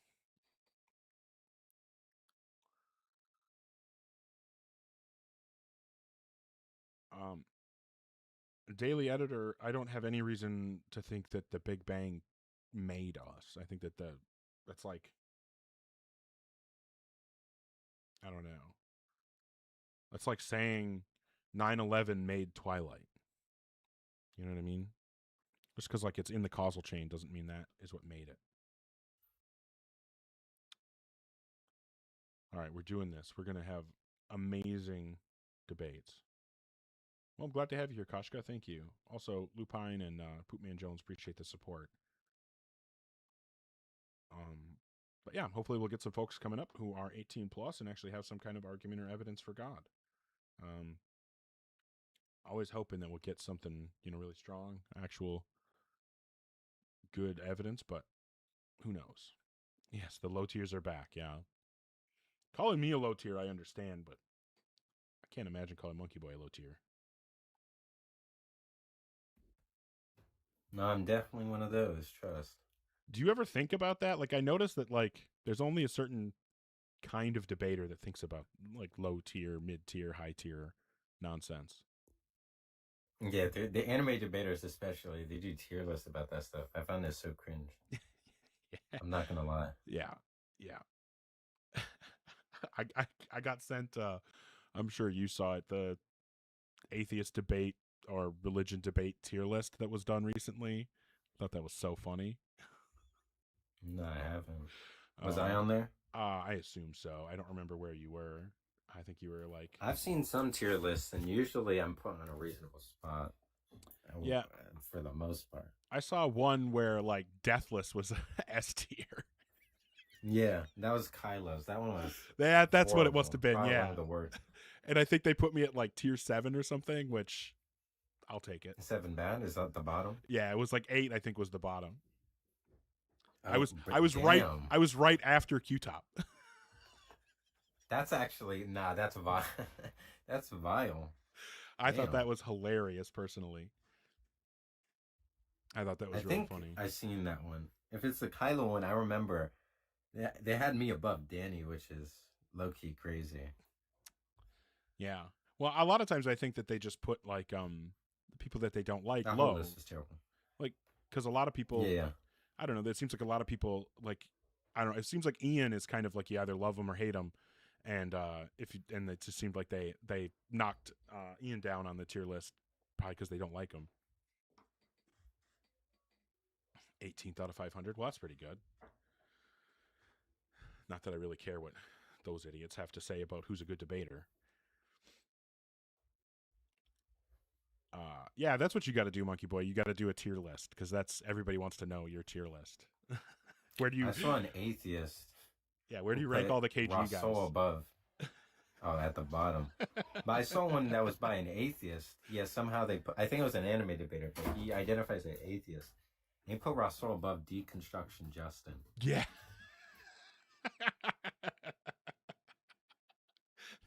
That says a lot. To think that that's. Yeah. He don't identify with me. I'm sorry. Good times, good times. All right. Well, hopefully we can have some good debates about whether or not there's reason to believe in God. If you're in the guest queue, make sure that you're an adult and you have some kind of argument or evidence that would provide justification for believing in God.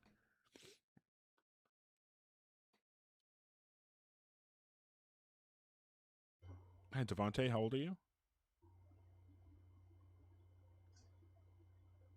Hello. Hello. Hi, Devontae. How old are you? Sorry, I can't hear you. One sec. Hey, what's up? Hi, how old are you?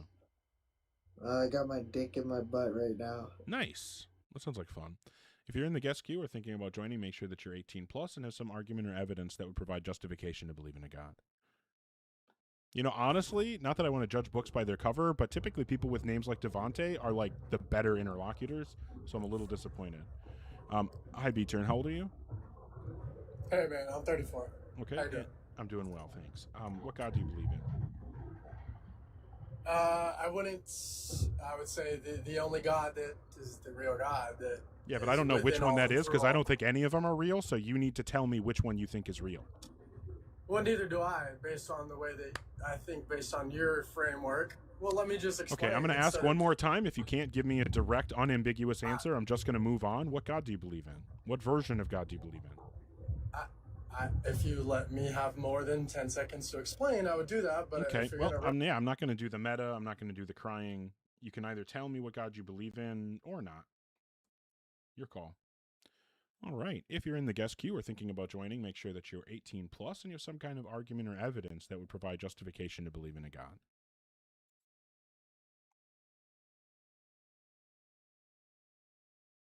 Usually responses like those don't make sense. They say, let me explain.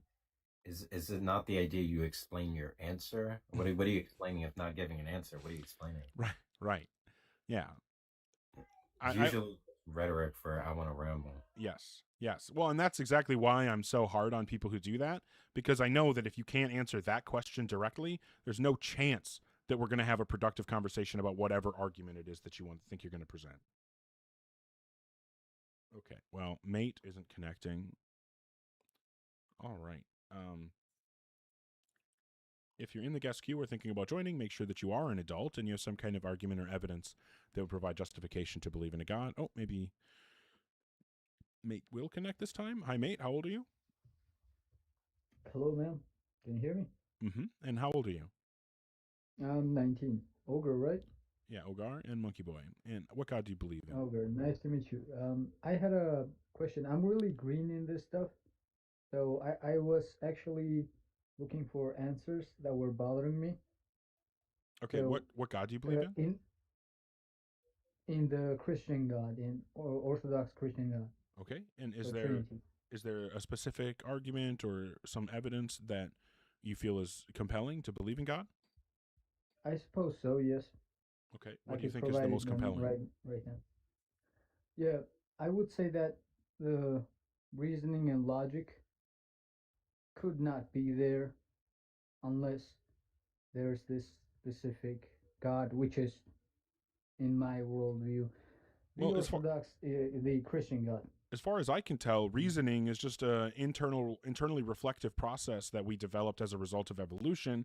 And as far as I can tell, logic is just our attempt to abstract the principles that describe the fundamental structure of reality. So I don't know why we would think that we shouldn't expect those things to exist without a God. Can you help me understand?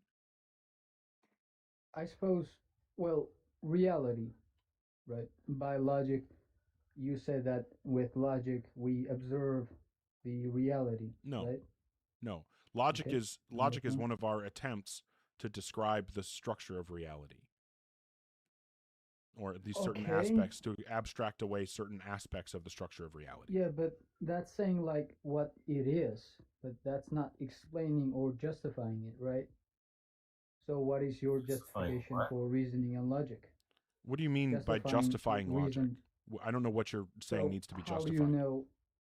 The How do you logic's not a know it's? proposition. How do you know it's true? Like, Well- What does so it mean for for example, logic to be true? you Yeah. have this reality, right? How No. do you know that logic is reflecting the reality in the correct manner? Yeah, the same way that we do with anything else. Like when somebody comes up with a new mathematical system that is attempting to describe a certain aspect of reality, they they write down the axioms and then they see what follows from those axioms and then they compare that against the thing that they're trying to describe to see whether it works or not. So that's why I'm not going to say that we know for sure what the one true logic is, but it is my position that there does exist one true logic that is the best way to describe the fundamental structure of reality. However, like the best we can do is come up with, ideas of what we think the logical principles are of reality, and then see if they work. And the classical laws of logic seem to work. Now, do we know with 100% certainty that those are truly the best laws for logic? No, we don't know that with 100% certainty. Like there's a lot of logicians who will tell you that the law of excluded middle is not, it doesn't hold as firmly as we once thought, right? So like there's debates and questions about this stuff, but that's the best we can do. Like it's possible that in the same way, for example, that we don't know how quantum gravity works, or we don't know how gravity works at a quantum scale. Just because we don't currently have the mathematical model that accurately describes it doesn't mean that the models that we do have don't work, and it doesn't mean that we won't eventually find that model, and it also doesn't mean that we need a God in order for us to be able to find that model. So I don't see why it would be any different with logic. But So I take a first things very first, different I mean, view than that's Ogar, and I want to. I think that's No, hold on, mate. Hold on one second, mate. Because I think Monkey Boy's probably got a more informed position on this.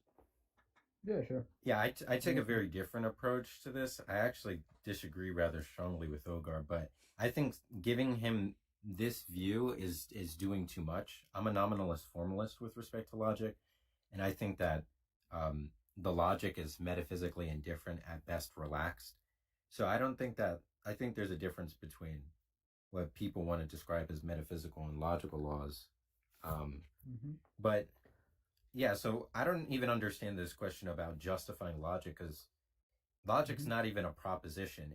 So what could it even, are you talking about justifying like metaphysical facts, like it's metaphysically impossible, there's true contradictions? So first things first, just want to mention it really quickly. I think, as I said, I'm really green into this, but I think the proposition that this logic works, right? We put it to the test, What does it and mean if it shows this. what does it mean for logic to work? What does that mean? So you have this A, you compare it to B, and you have the result, which is logically, within the grounds of our logic, it's correct, What? and it cannot be in any other way. I'm having no understanding. Yeah, For logic to work, it means A relates to B, and I don't understand any of that. Is there a more concise account of what it means for logic to work? Because in my opinion, this is just like, I understand your opinion. I just, I'm not, as I said, I'm really green in this, and I'm having a hard time describing it. So I personally think that logical conclusion would be, for example, in our past times, people who were surviving in wild, right, had observed things that were happening around them, and as they were observing, they observed that primal animals were in Yeah, I don't really think that we're getting anywhere, mate. What we're trying to figure out here is you're trying to give this like transcendental argument that we can't have logic without God, and then you're saying what you think the problems are with non-God based logic. But I don't think either, like Monkey Boy pointed out, he and I have very different takes on what logic is and what we do with it and how we would, confirm if it's quote unquote working, whatever that might mean. But it's really hard for us to understand what you're actually trying to get at.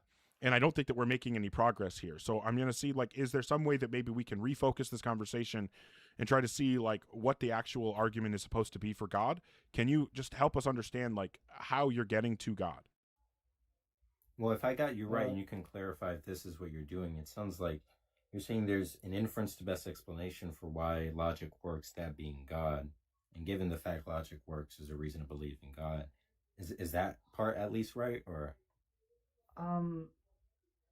I suppose that I just want to know if that's your point. If it's no, just say no. If it's yes, say yes. So I suppose it goes like this. Well, it's a yes or no question, mate. Is a necessary Mate. It was a yes or no question, so I'm just gonna ask you to answer yes or no. No. So my if that's answer not would your be inference. A, which is logic is which is God. Yeah, you just want to say God's no. the precondition for logic? No, so what I want to say is God is a necessary condition for logic. Okay, so you're not saying that God is a logic, necessary therefore precondition God. for logic. You're just saying that God is a necessary precondition for logic? Yes, and I'm okay. Well, I'm glad that we were able to clear that up. Yeah, I'm trying to justify that. Yeah, that was super helpful. I'm having a really hard time at it. If you guys can help me out. Well, Monkey Boy's trying to help you out. Yeah. I'm trying to understand, what does it mean to say God's a precondition for logic? What does that mean? So, as I said, I personally think that there cannot be a logic or reasoning or... Okay, hold on. Let's just stop there. There can't be logic without God. What does it mean for there to be logic? Are you saying that there wouldn't be philosophy of logics if gods don't exist? Imagine a world without a God.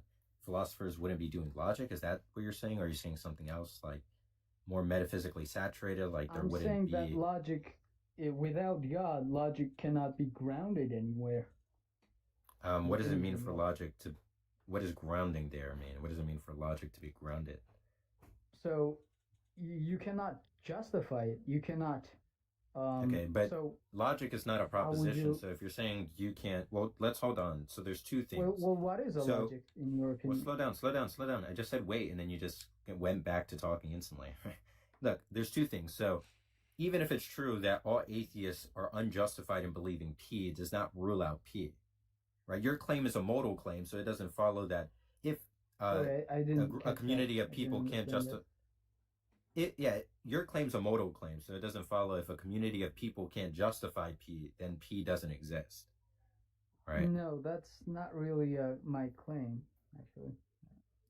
Your claim is I God's just the said that precondition for logic, and that's not justified in virtue of atheists incapable of grounding, just no, meaning justifying as I logic. said, logic works, right? And then just because logic You're not works, that well. doesn't mean Okay, logic slow it is. down again. You're not focusing. We could get to that. Just listen to what's being said. You said that atheists cannot account for grounding, or sorry, can't account for logic or ground logic, just meaning they can't justify logic.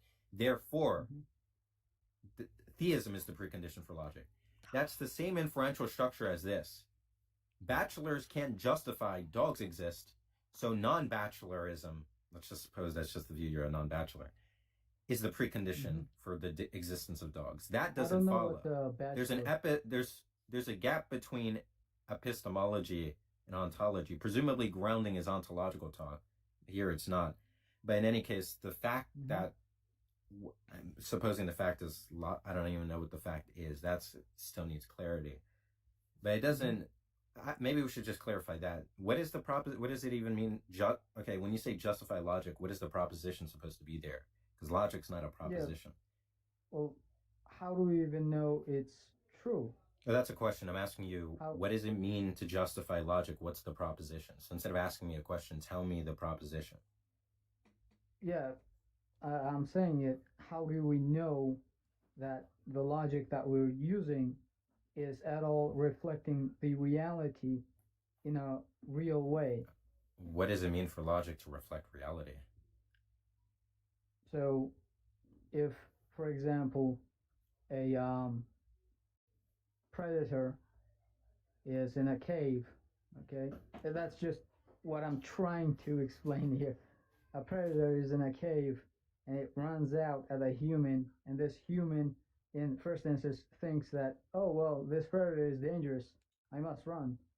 In second case, there's a predator in cave again, and this man thinks that the predator is playing with him, so he runs away. So, like, perceiving. I don't understand where we're going here, mate. How these things. The questions work that you're, mate, the in- questions that you're being asked are relatively simple, and it seems like you're trying to go off on these like, really long tangents about the examples that you think It's just illustrate. obfuscation. Yeah, but we're not getting any clarity on what it is that you're actually arguing for. What we're trying to find out is what you actually mean by justifying logic. What does it mean to justify logic? It's a really simple question. What is the proposition supposed to be there? And you go off, I don't even know doing what. I'm asking you to tell me a proposition. Because you justify propositions. How do we know that it's reflecting said logic. the I asked reality you what that in a means. correct What does it mean manner? for logic? And what does it mean for logic to reflect reality? Yeah, that was the example. So the Look, humans. mate, look, we've look been at doing it- this. Yeah, we've been doing this for, I mean, we're coming up on over 13 minutes now. I still have no idea. It feels like we're still at the very beginning of this like we're genuinely still trying to set the ground rules so we can even have the conversation about God. Yep. And we're over 10 minutes in and you haven't been able to answer at all what you're actually trying to say. And then what's really frustrating about that is that there have been times where Monkey Boy has said, hey, it sounds like this is what you're trying to say. You tell him, no, he's wrong. And then when you clarify, it was exactly what he said you were trying to say. So this just tells me that we're not making any progress here. And I don't know that I have any hope that we're going to. So I'm going to ask you one more time. I'm going to, mate, I'm going to ask you one more time this question. If your response is anything other than just like a direct, informative response about what you're saying, I'm going to have to move on. What does it mean to justify logic? We said reflect reality, and reflect reality means what? Is there like another, instead of a ramble, can we just like substitute that for a more clear expression?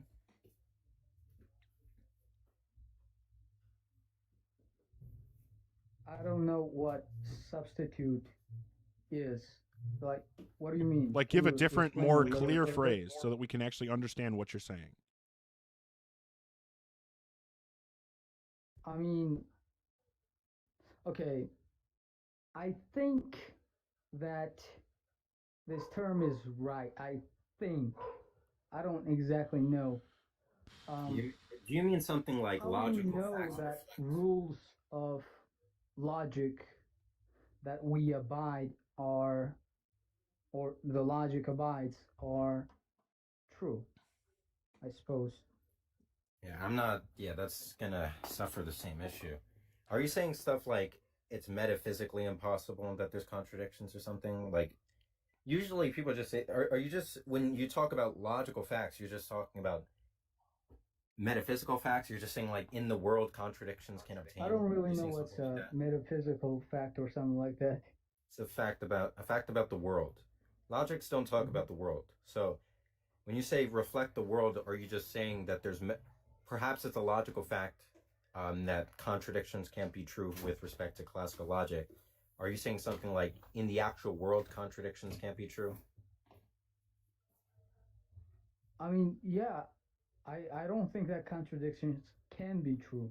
Okay, but And, that's not what I'm asking you. I'm not asking you. Oh my God, I'm not asking you Okay. that. I'm asking you when you say logic reflects the I think actual I'm world. really If you're new just to saying, this. I'm I don't too know, new you're to interrupting this me. to That's fine. conversation with you guys, to talk Oh to my you God. guys. So I think I'm gonna have to come off.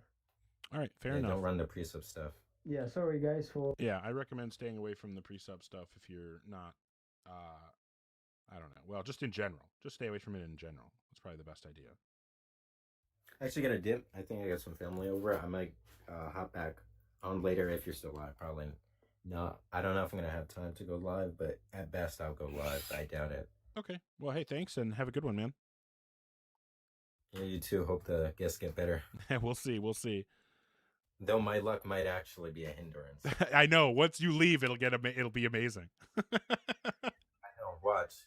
You're gonna get like the highest tier ever. I know.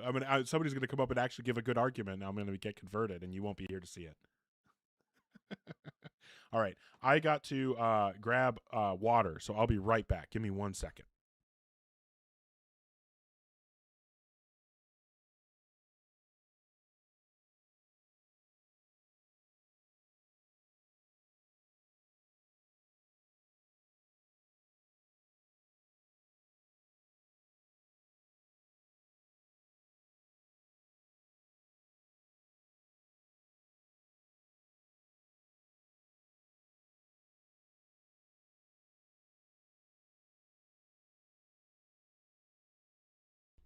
All right. Yeah, the worst is when I'm in the middle of the stream and then realize that I never grabbed anything to drink.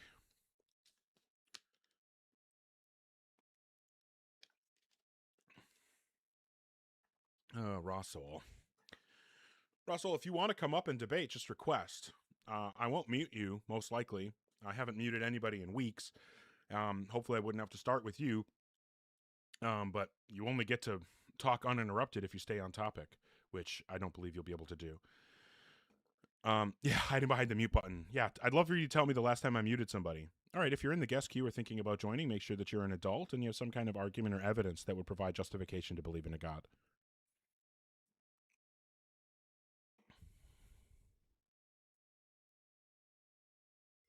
Hi, Geraldine. How old are you? Good in yourself? What? I just want to ask you guys, do you believe in science? How old are you? I'm 46 from South Africa. Okay, and what God do you believe in? Jesus Christ. Okay. That one and only true God. Uh-huh, and what was your question? And I've got evidence. Do you believe in science? I don't know what it means to believe in science. Can you explain? Do you follow science in order not to believe, like evolution? What do you believe? You've got to have some belief. It's either science, Christianity, Islam. So I think that there's a misunderstanding here, Geraldine. Yeah, Geraldine, I think there's a misunderstanding here. So I understand that from the religious perspective, you kind of like pick a worldview or pick a belief system, and then you just like hitch your wagon to it, and whatever that belief system says to believe, you believe. But that's not the way that I work. I don't like believe in science in the sense of like anything a scientist says I automatically think is true. I think that science is a valuable tool that humanity has come up with to try to learn things about reality, but I don't think that that means that every time someone who is classified as a scientist says something, it's automatically true. So what Oh, I'm no, interested in, perfect. though, is the reasons to believe that things are true, particularly God. So what is the reason to think it's true that a God exists? Well, first of all, when you need to prove something, obviously, like you say, you don't just take someone's word for it. Okay, You so look I for don't logic, want this meta. fact, and Okay, evidence. Geraldine, I don't want the meta right now. I just want you to present the argument or evidence for God. Okay. So Jesus came to earth, okay?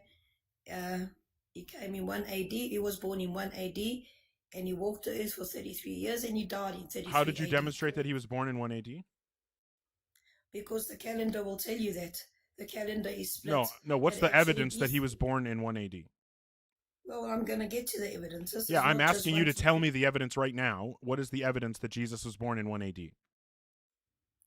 Because the Bible tells us, like I said, the calendar, the world calendar, you've got BC, which is before No, Christ. what is the evidence that Jesus was born in 1 AD? I'm only asking one more time. The This is the calendar last is time your I'm asking. evidence. But the calendar is your evidence. No, It's, actually, the calendar is do you evidence know? that the Norse gods are real. Do you know what Wednesday No, means? it's false. Wednesday is named after Odin. Do you know Thursday is named after Thor? And Friday is named after Freya or Frigga? Like, yeah, we have days of the You calendar. speak So the about calendar, fictional. proves that the What? Norse gods are real because we name our days after them, right? Sorry, guys, 1 second, 1 second. What? Okay, well, we're not getting anywhere.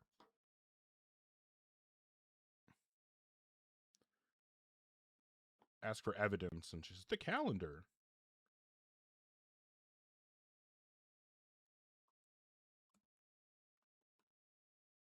Yeah, she did not have the boots for that hike. Oh, man. Does Host know analytic philosophy? I mean, Host has read a couple of books, but is certainly not an expert in anything. I disconnected you because you weren't engaging in the conversation. All right. If you're in the guest queue or thinking about joining, make sure that you are 18 plus and you have some kind of argument or evidence that would provide rational justification to believe in a God. Tree, don't lie like that. Hi, Snipster. How old are you? 18. And what God do you believe in? Hair growth. Okay. Does hair growth create the universe? Oh, just ran away. Okay.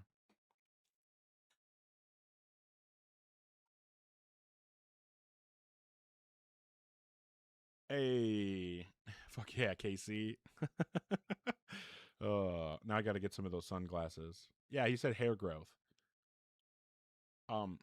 Thank you so much, Casey, for the support. Lilith, Poopman Jones, Philo Dragon, I love you. Thank you so much. Lupine, Cake Against the Machine, Jason DeBateman, KC, Lupine, Poopman Jones, everybody, thank you so much. Her early stream for me, indeed. Yeah, I've well, it's Saturday, right? And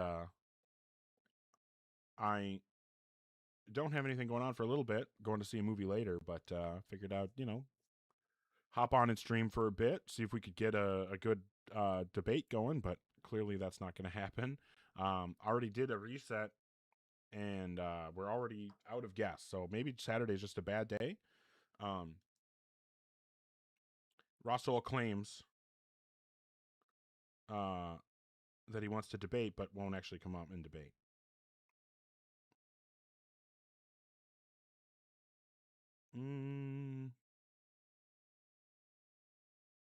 Nothing? No Russell, no nobody. Yeah, hoping that we can actually have the debate. I don't know. Yeah, 100% Broken Tree Branch. I'm sure that he acted a fool, CT. I think it's so funny that people say that I mute everybody. I would love for someone to tell me the last time I muted someone. That's hilarious, 24 karat. Agrippa. Yeah. Russell begging to debate and then refusing to debate.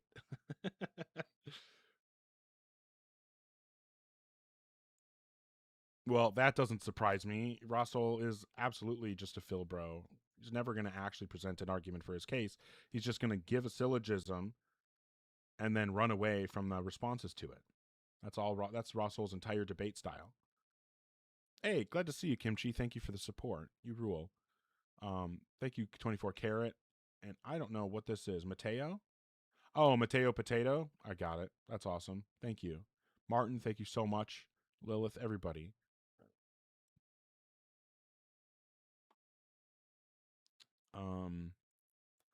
Agree. I did. I don't know if I've heard that before, Poopman Jones. That's a good one. Uh-oh. All right, it's time, y'all.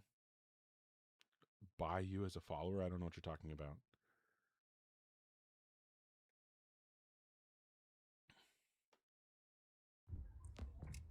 How old are you, Russell? Hey, I'm gonna once I go through that, How old are you? Be home like in 5 minutes. I'll request. Just give me a minute. How old are you? Okay, so I will request it because I wanted to meet you. How old are you? I'm 36. Just Okay. give me a minute though. I can't talk right now, but I'll 36. Oh, there's a crazy delay. All right, yeah, come back when you actually have a good connection or something. Okay. Yeah, the fact that Ross Ohl is 36 is wild. He says as a 40-year-old.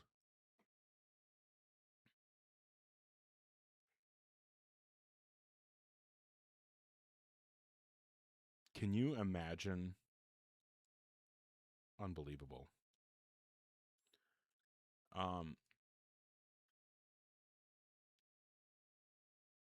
Nice. No, stop it. TikTok is so annoying sometimes.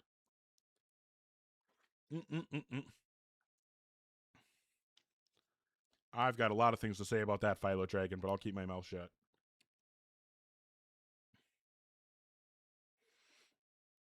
Qdoba, I don't know why you mentioned Qdoba, Poopman Jones, but you are 100% correct. Qdoba is amazing. Now I want to go get Qdoba. I'm literally going to see the Odyssey later today. I bought you as a follower. That's funny. I haven't had Chipotle in a while, but Qdoba's fucking amazing.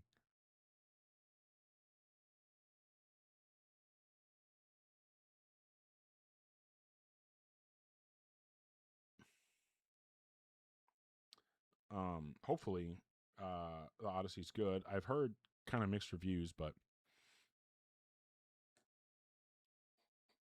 yeah, currently have nobody requesting. Supposedly, Ross Ohl is going to come back and debate, but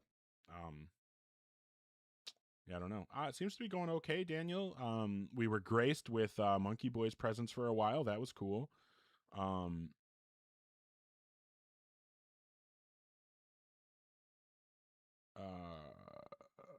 How did what come into existence? I don't know what you're asking. I know, I'm so intimidated. Why don't you come up, Myron? Yeah, why did I kick Ross Ohl? Yeah.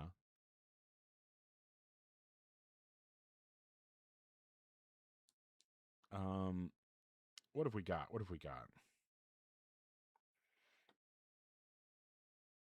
Is there anything? So I never got to give the argument, but I have this argument that I want to do about goodness. So if God exists, because it probably would work like for the Christian God, right? Or like the triomni God. So if you assume that God is all good, all powerful, all knowing, that kind of stuff, argument would follow from there. If God exists, he's all good. He could have made any metaphysically possible universe. That's obviously, if he's all good, he's all good. And if he's all powerful, that means he can make any metaphysically possible universe. Premise 2, if God is all good, he always makes the best moral choice. Premise 3, if God always makes the best moral choice, then he created the best possible universe, best metaphysically possible universe. If God created the best metaphysically possible universe, then this universe could not be better, right? But if he could make any metaphysically possible universe, then he could have made a universe that had even one less instance of childhood cancer, Obviously, a universe with one less instance of childhood cancer would be better than this universe. And so, since God created the worst universe, but it would have created the best universe if he existed, that means God didn't exist. Doesn't exist. Oh, yeah, 100%, Megan. Obviously, that would never happen if there was a good God, right? I mean, that's... anyone who says that that can happen while there's a good God, I don't understand that at all. But hey, maybe we can have an actual debate here. Just looking to talk to people who are 18 plus and have some kind of argument or evidence for God. Especially make sure you can tell me what God you believe in. Hi, Nicholas. How old are you? I'm 27.5. Okay, and what God do you believe in? The one and only God, man. Our Savior. Okay, so lots of different people believe in lots of different gods. I'm not a mind reader, so I don't know which one you believe in. Which is the one that you believe in? Yeah, that's about the best that the religious have. People fucking suck.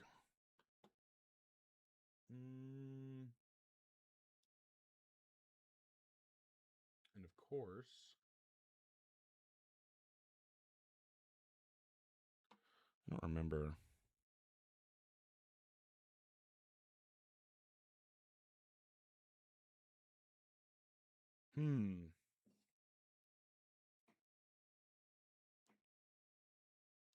Let me check something here.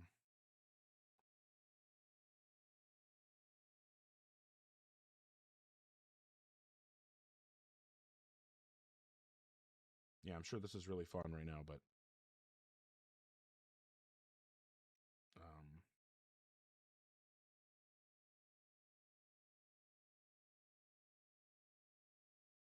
there we go. Wanted to go in and block that racist piece of shit. All right. Yeah, hoping to actually have a debate. That'd be nice. An actual linear conversation. It was like 239_Nicholas, spelled Nikolas.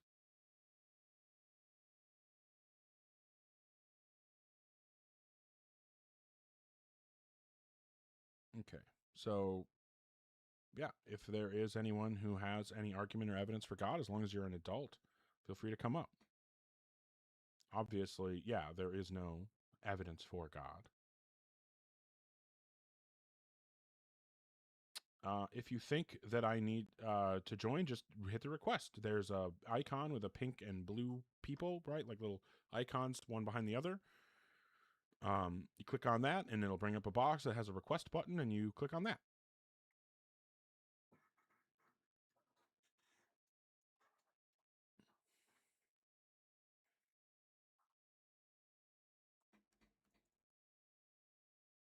Okay.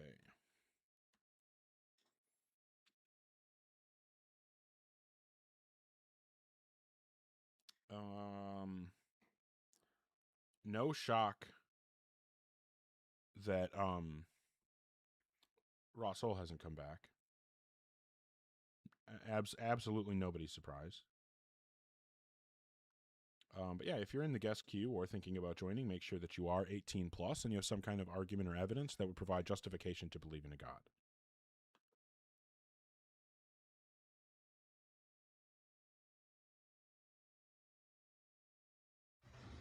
Hi, Samuel. How old are you? I am 33 years old. Okay, and which God do you believe in? I am a Christian. All right. What would you say is the best argument or evidence that would provide rational justification to believe in a God? Well, every few years, often the sun actually perfectly lines up with the eclipse of the moon. Yep, and we can totally explain why that happens without needing to appeal to a God, so why should we think that a God exists? Accidents do not happen like that. They're perfectly designed, intricate. I mean, that's the claim. What's the evidence that there is a God? Yes, like I just said, accidents like the Big Bang. Yep, this is the claim. This is the claim. What's the evidence that there's a God? Okay, the claim or the evidence is that a God must have created this world for us because accidents do No, not that's happen. not the evidence. That's the claim that you're supposed to be presenting evidence for. What is the evidence for that claim? This is the last time I'm asking. Well, I'm out of here then because you're evil and you won't let me. Well, the evidence for my position is my position. Oh, I know, man, he kicked me. Or he cooked me. Oh, man. I got cooked so hard by a guy who didn't even know what evidence was. Yeah, W that guy.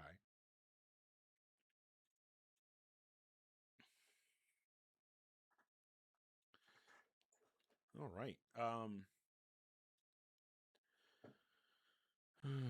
The evidence is my position.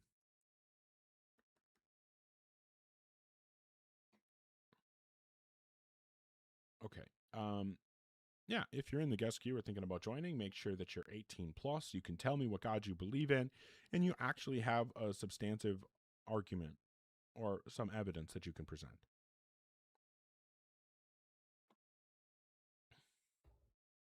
My Fred, do you have anything of substance this time? I'm gonna try, man. I'm not a good debater like you, so I'm gonna try my best. Well, I think you'd get a lot of pushback calling me a good debater, including from me. You're very articulate, and you seem to have some practice. I don't debate things often, so I apologize in advance. I don't remember. What does this say? You still Christian? So I believe in my own God. I don't really pertain to any particular religious. Okay, because you were Christian yesterday. Yeah, and I believe in the Christian Bible, but I just have a different interpretation of what God is. Okay, I mean, so what's the best argument or evidence for God? So I would say logically the best argument would be create actual existence. How can you create something from nothing? So it sounds like what you're saying is that the evidence that there's a creator is that the universe was created, right?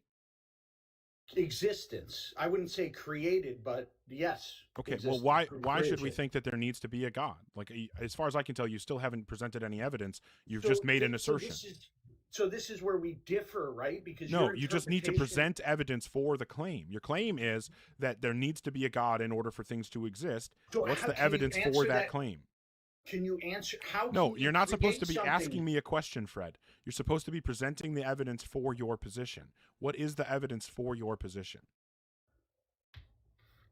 That would be my evidence. You haven't presented any evidence, Fred. You can't say that's the evidence without presenting any evidence. What is the evidence? That there is no logical way you can have No, you would have to demonstrate using logic that there's no way for the universe to exist without God. So give me that logic. Give me the argument. Can you help me out? Like, what would be a logical...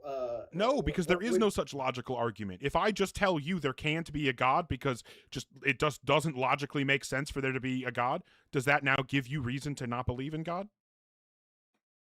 No, not at all. No, of course, because just asserting my position is logical doesn't make the position logical. So in order for your position to be logical, or in order for anyone to be justified in believing that your position is logical, you need to... Yeah, okay, right. So when I'm trying to explain what you need to do, the best thing to do is interrupt me so that we can't have a good conversation. Good call.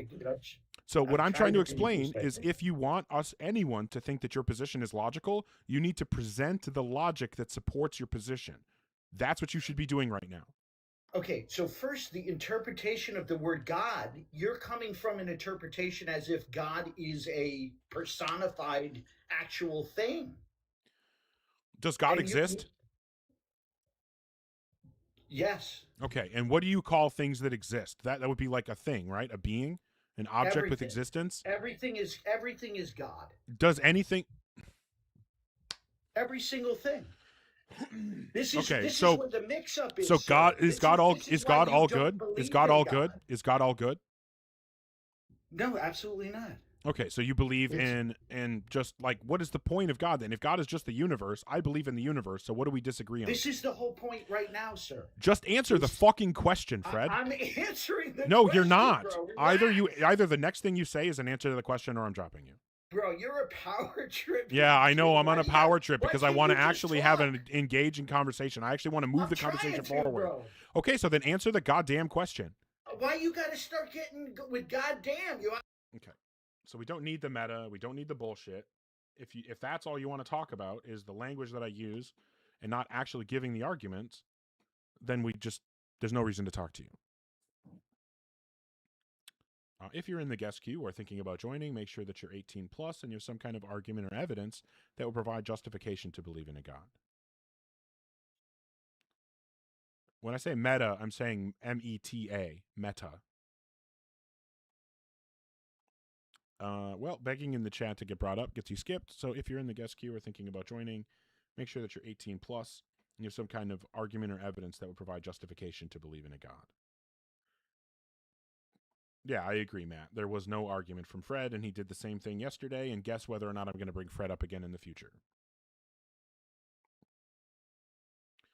Okay, let me check one thing before I bring up the next person. No? No? Okay.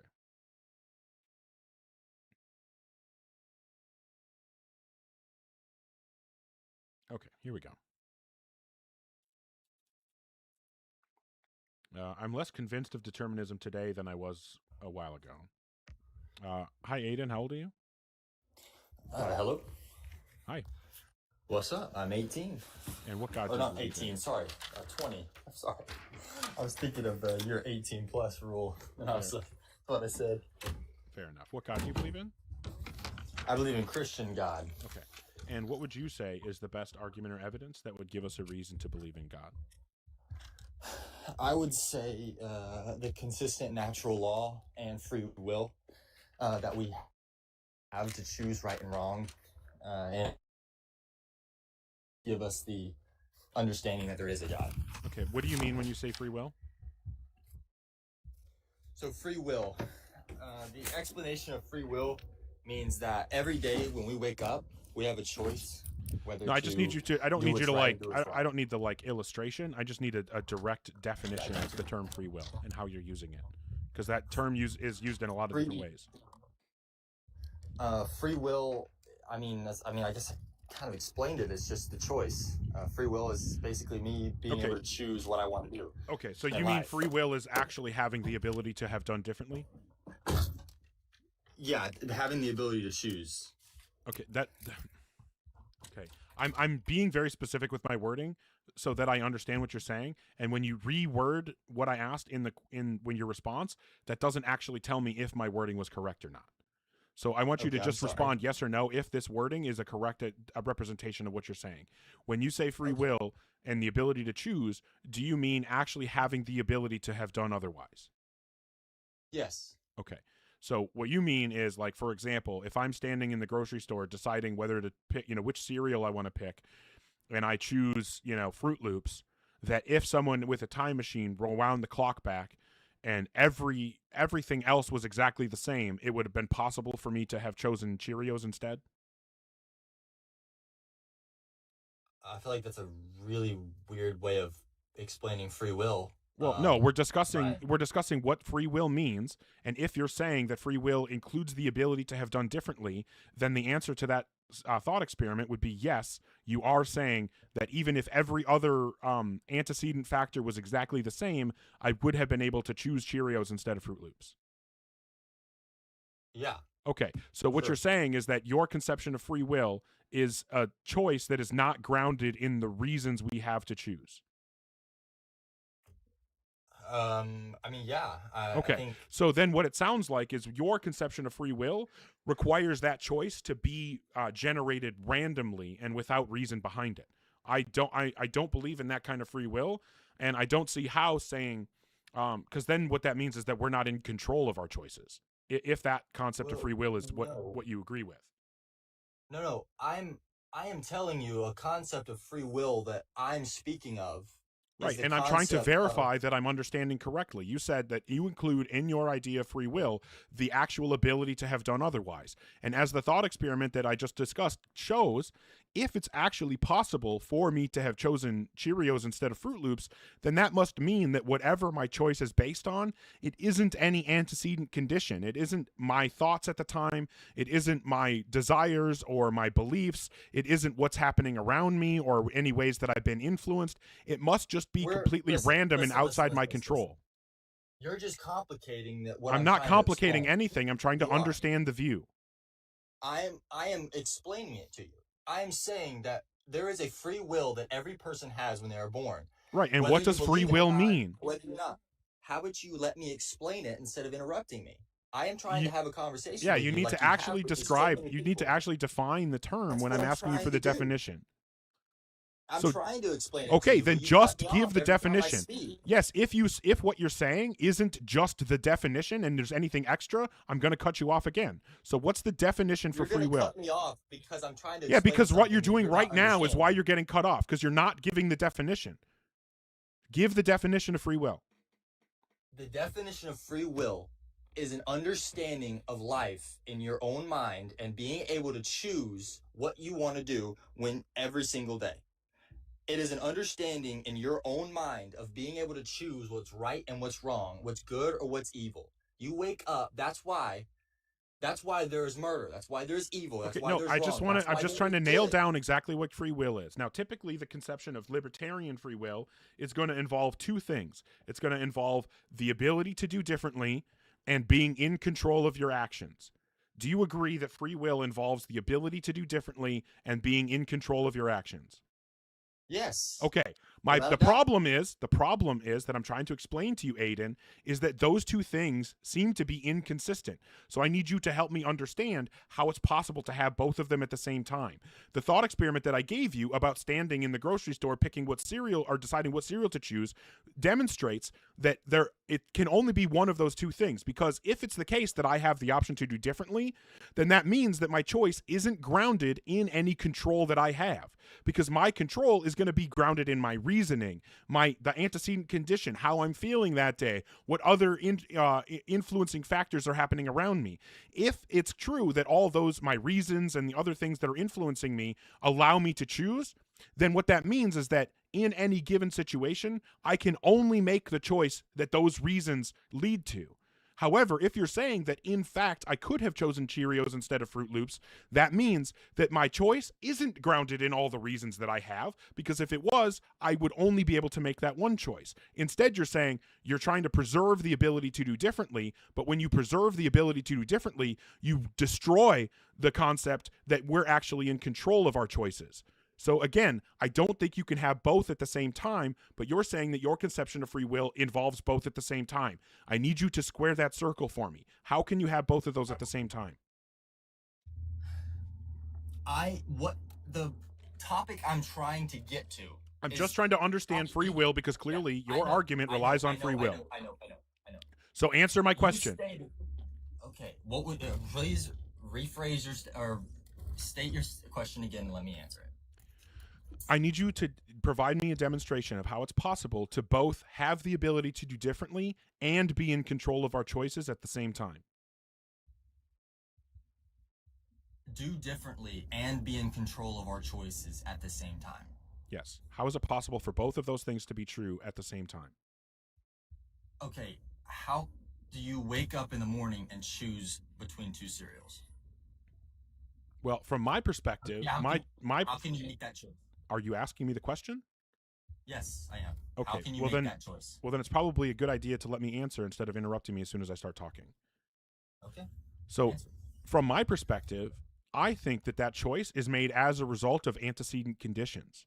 And what I mean by that is the way things are when I go into making that choice.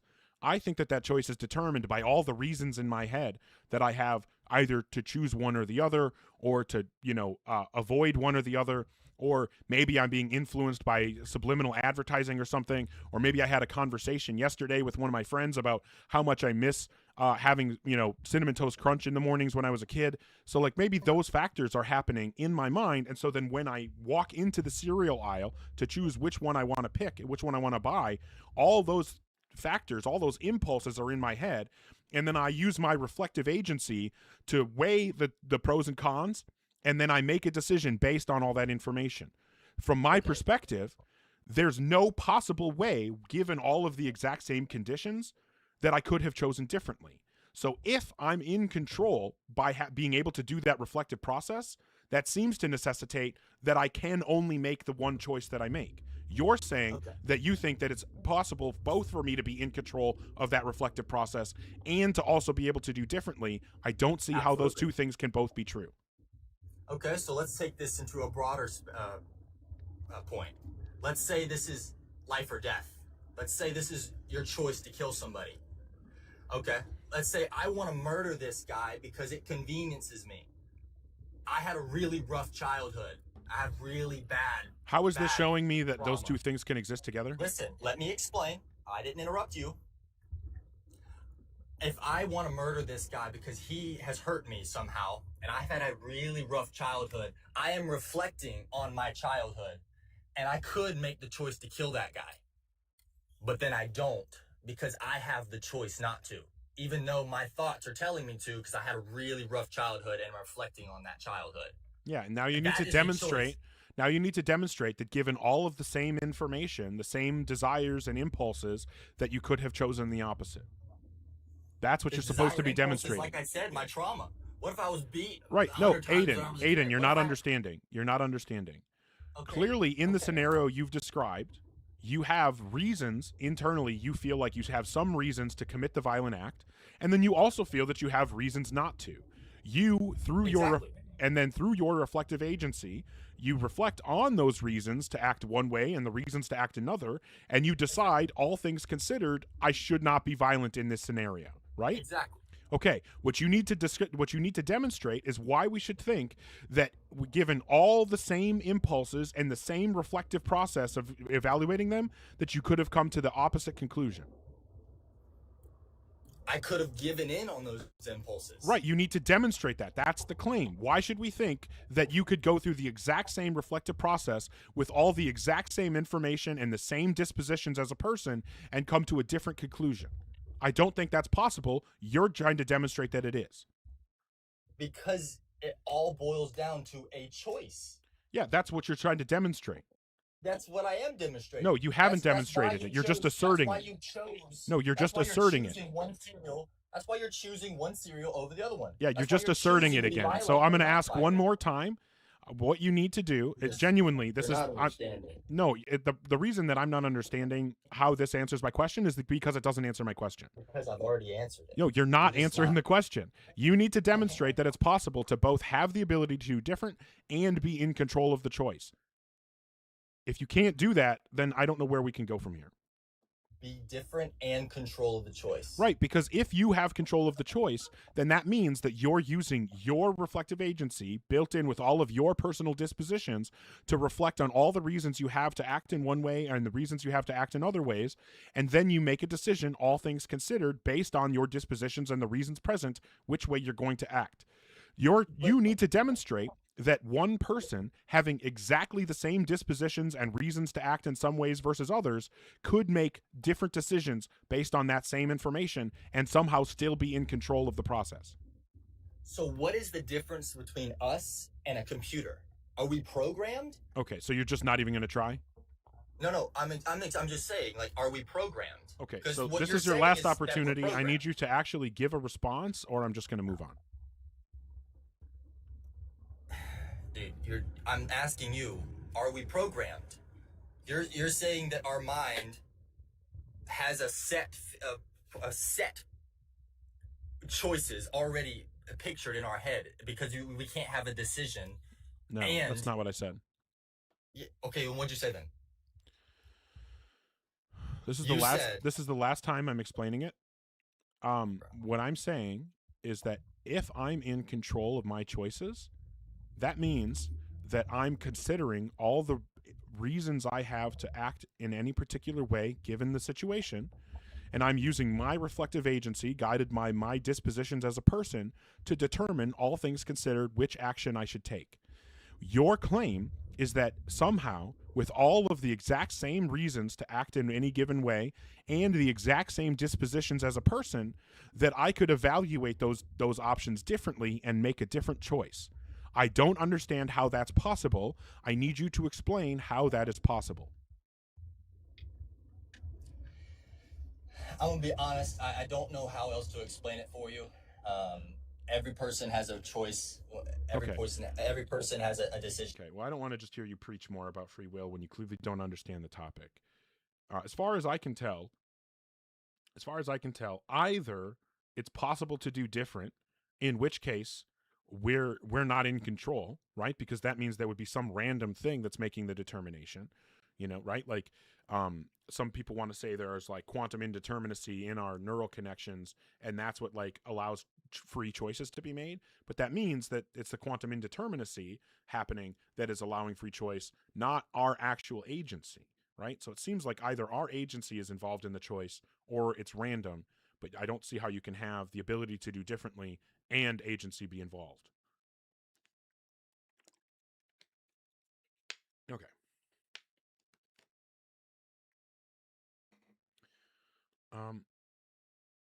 Where are we at? Okay, we got some time. If you're in the guest queue or thinking about joining, make sure that you are 18 plus and you have some kind of argument or evidence that would provide justification to believe in a God. I take the compatibilist position of free will. I think that the reasoning process that I described is how we make decisions. I think that it's essentially a deterministic process, but I do think that I think that we are the proximate cause of our actions, and it is our dispositions that determines what actions we take, right? In our method of assessing the options available to us. And I think that makes us morally responsible for our choices. Yeah, whatever fits my narrative, as if I wasn't asking, for an argument for the. Well, that's a good point, Tree. Free will in philosophy and free will, like in colloquial parlance, are different things. And typically when people say free will colloquially, they're talking about libertarian free will. Yes, that's a good example, Philo Dragon. Any given avalanche can only fall one way. There are a bajillion, uncountable number of variables that go into it, that like logically could be different. But that doesn't mean that it could actually play up differently. All right. If you're in the guest queue or thinking about joining, make sure that you're 18 plus and you have some kind of argument or evidence that would provide justification to believe in a God.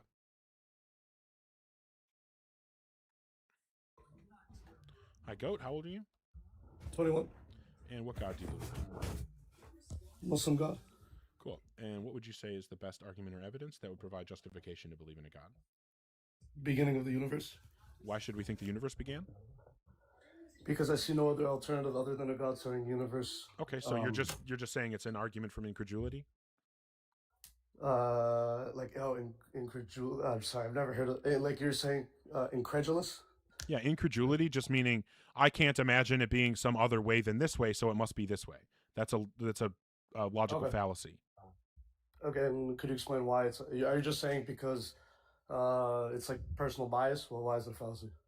It's a fallacy because it's not sound reasoning. It's not valid reasoning, right? If we say, a valid logical structure is going to be something like, if P then Q, P therefore Q, or if P then Q, not Q, therefore not P, right? Like we have logical structures, inference rules that allow us to determine if we have this set of facts, here's what we can logically derive from that set of facts. What you're doing is saying, I don't know the explanation, and then I'm just going to make a conclusion that I want based on that lack of knowledge. That's just saying, I don't know how this could be explained, therefore I'm going to pick what explanation I think, makes sense to me. You're just saying, I don't actually have a reason to believe this, but I'm going to believe it anyway. That's illogical. So yeah, my hypothesis is that God created the universe, and I would like to know the null hypothesis. What is the hypothesis countering that? Because I feel like there needs to be something in place to be able Well, to you're dispute making the fact. positive claim that the universe was created and that it has a beginning. So what you need to do is demonstrate that the universe has a beginning and it was as a result of, it came into existence as a result of being intentionally created. You need to demonstrate those things, not just assert them as true.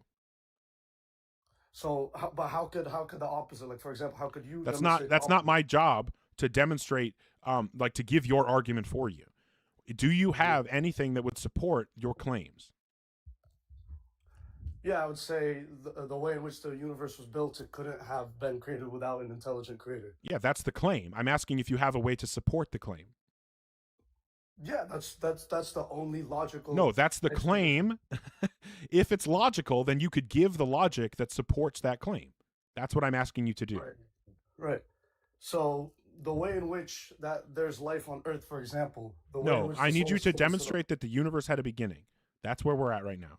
We're not running away that to the other universe topics. had a beginning. Yes. Yeah, it's not possible from within our universe that there's an infinite. It couldn't have been infinite. It couldn't have just been here forever. How do you demonstrate that? Because again, it sounds like all you want to do is just make assertions, and then you just don't want anybody to challenge you on your assertions. And as long as nobody actually asks you to back up your claims, then you feel justified. But that doesn't make you justified. I don't see how it's possible how a universe could be. I don't care if you don't see how it's possible. You need to provide the reason that we should think that it's not possible. And Right. Goat Booyah doesn't think it's possible isn't a good reason. Yes, sir. Yes, sir. I'll have to think about that because it's just something that's difficult to wrap your mind around. You know what I'm saying? It's kind Yeah, of hard sure. to Yeah, have but logical the theory reasoning of behind it. relativity was difficult for people to wrap their mind around when Einstein first came up with it. That doesn't mean it wasn't true. Just because something is hard to understand, like for example, when I took physics in high school, that was really hard to understand. Does that mean that physics aren't true? Of course not. So, the celestial bodies, they had to have had a beginning. Everything had to logically have a beginning. You can't. That's just the matter claim. couldn't have- That's just the claim. And besides, there's a difference between celestial bodies having a beginning, like, gravity pulling particles together to create, planets or stars or whatever.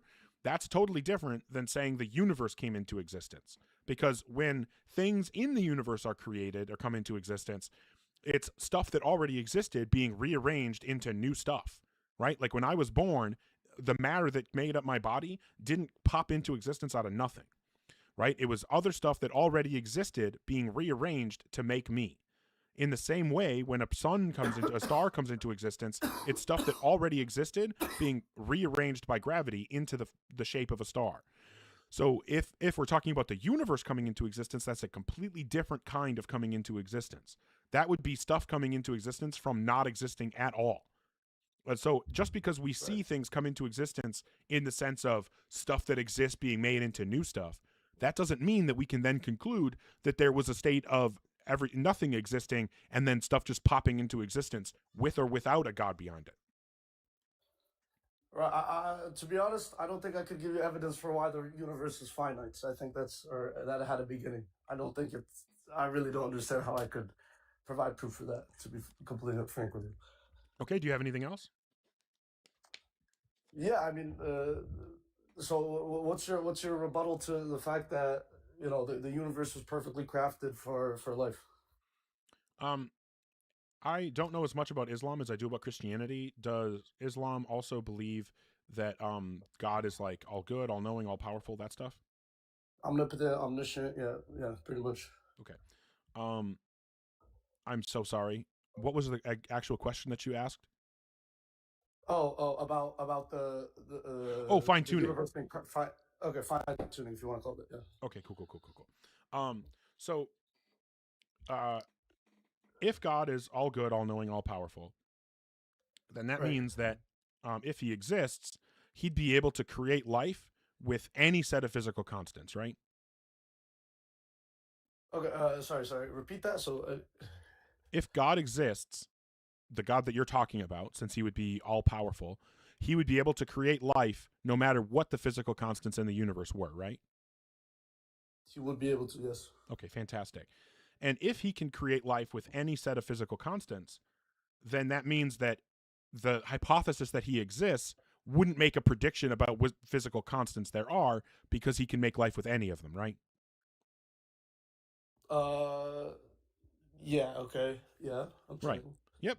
And so since the hypothesis that God exists doesn't predict that there would be fine-tuning, then that means that fine-tuning can't be evidence for God. Because evidence is something that is expected by a hypothesis or predicted by a hypothesis and unexpected or predicted to not exist if the hypothesis is false. So what So we you're would saying because of the fact that he's all powerful, it cannot therefore be an argument that fine tuning, because he could just make life anywhere he wants to, anywhere he pleases. Is that what you're Right. saying? So, yes, because what the fine-tuning argument wants to say is that if God exists, it's likely there would be fine-tuning because that's how he would bring life about. But I don't see why we have any reason to think that fine-tuning would be likely. In fact, because God can make life with any set of physical constants, I think it's actually, under the theistic hypothesis, I think it's more likely that we would find life without fine-tuning, because there are more non-fine-tuned universes God could have made life in than fine-tuned ones. I mean, the whole fine-tuning argument is that fine-tuning is unlikely. So we both agree that there are more ways the universe could have been that aren't fine-tuned than ways that it could have been that it is fine-tuned. Since we have no reason to think any of those universes are more likely than others based on whether God exists, because he has no reason to prefer one over another. And then we also say that there's more non-fine-tuned ones that could have life because of God than fine-tuned ones that could have life because of God. That means that it's more likely, it's more expected, if God exists, that we would find the conjunction of life and not fine-tuning as opposed to life with fine-tuning. So in fact, I think that we should say that finding the conjunction of life and fine-tuning is evidence against God, because it's unexpected under the God hypothesis. Interesting. Okay, well, I have a question for you. Okay, let's say you're right, God isn't real, etc.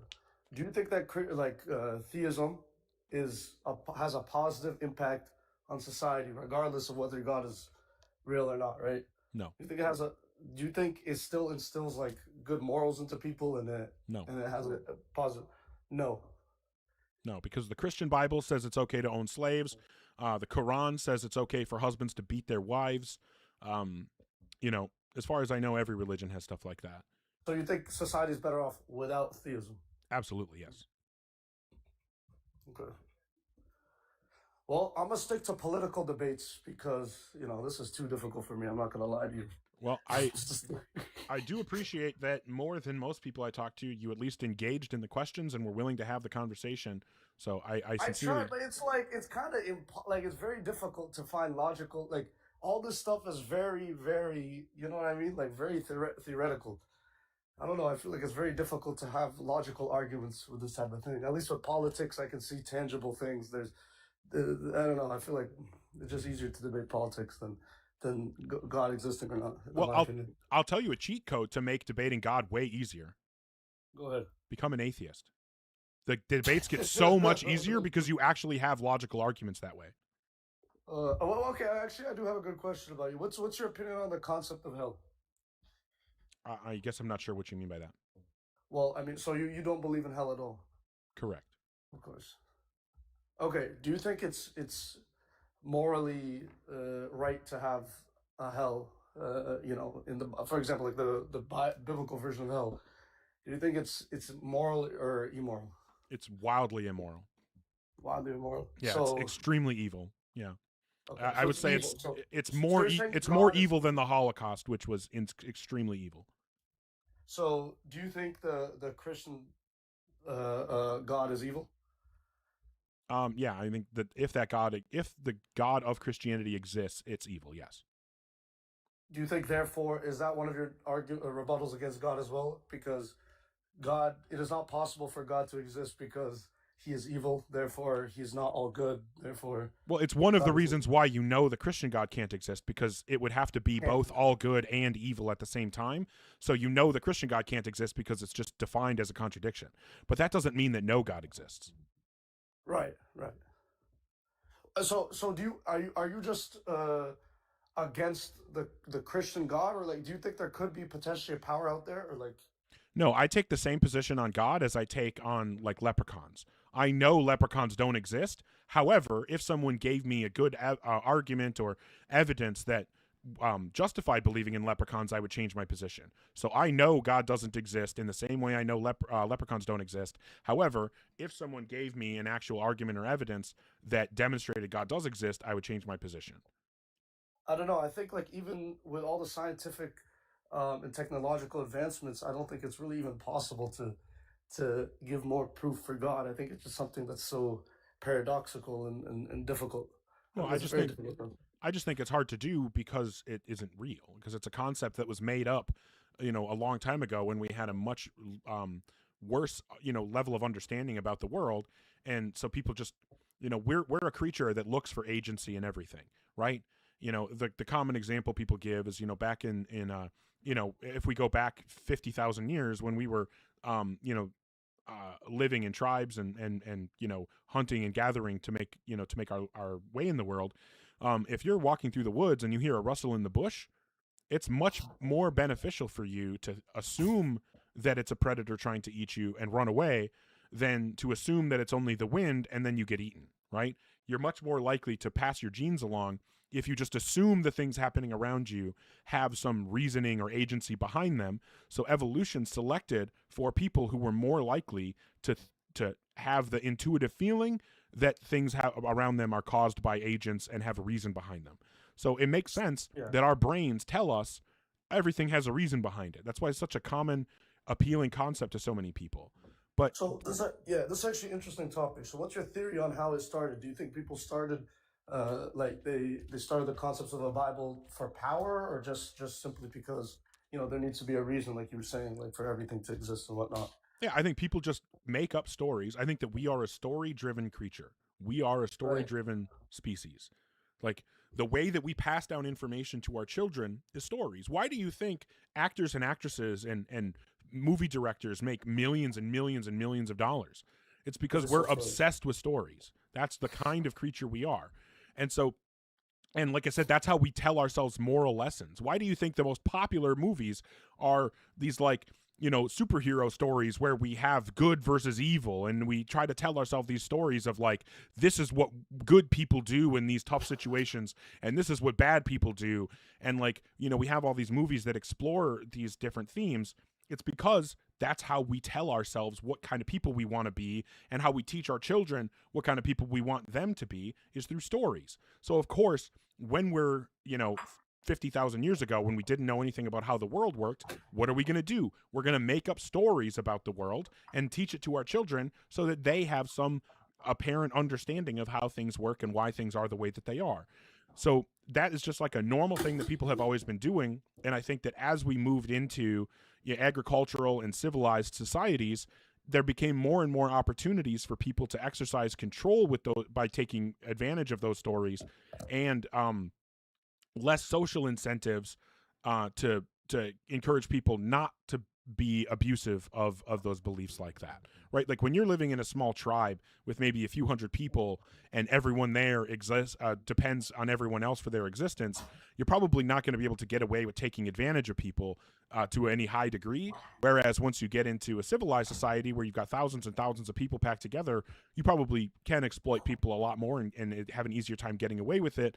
And so then it becomes easier to exploit people's willingness to believe unjustified stories, and people's tendency to think that there's a reason behind stuff. But I feel like early Christians were prosecuted heavily. What would be their rationale for Yeah, because they were challenging the dominant story at the time. The status quo, right? Yeah, they were challenging the dominant story about the time, and then as Christianity became more normalized and recognized, and then it got made into an official religion. And then eventually, it was spread by the sword, and now people consider it an authority, right? It's just a matter of what's the dominant story in the culture. Right. And again, like, I don't think that, Christian beliefs were made up for people to get control over other people, but I do think that it was very quickly, commandeered and used in that way. Okay, so that wasn't the original intention. It was just... I mean, I don't know for sure. I'm not claiming to be some kind of, Christian historian or scholar on this. I'm just saying that it seems most likely to me that it would have been created by people who just were gullible and genuinely believed some ridiculous fantastical stories, because they didn't have, they didn't have the epistemic tools to know that they shouldn't, and then people took advantage of that, like people always do. Do you think that people could achieve a happier life without thinking so existentially, like just taking it as a matter of fact and just living? You know what I mean? I think that's going to be different for different people, but we're way off topic now. I do appreciate the conversation. I'm going to go ahead and move on, and I hope you have a good one. If there is another argument that you want to talk about, like a couple weeks, couple months from now or something, and you want to run a different argument or even run back something that we talked about, you think that you have something solid, I'd be happy to talk to you again. I appreciate May God people bless who are you. good I'll faith. pray for you, sir. All right, I'll sin for you. Take care.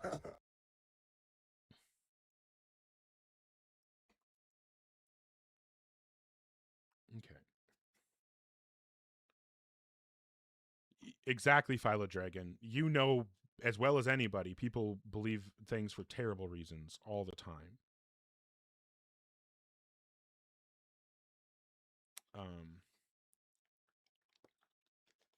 Pray to Joe Pesci because Joe Pesci gets shit done.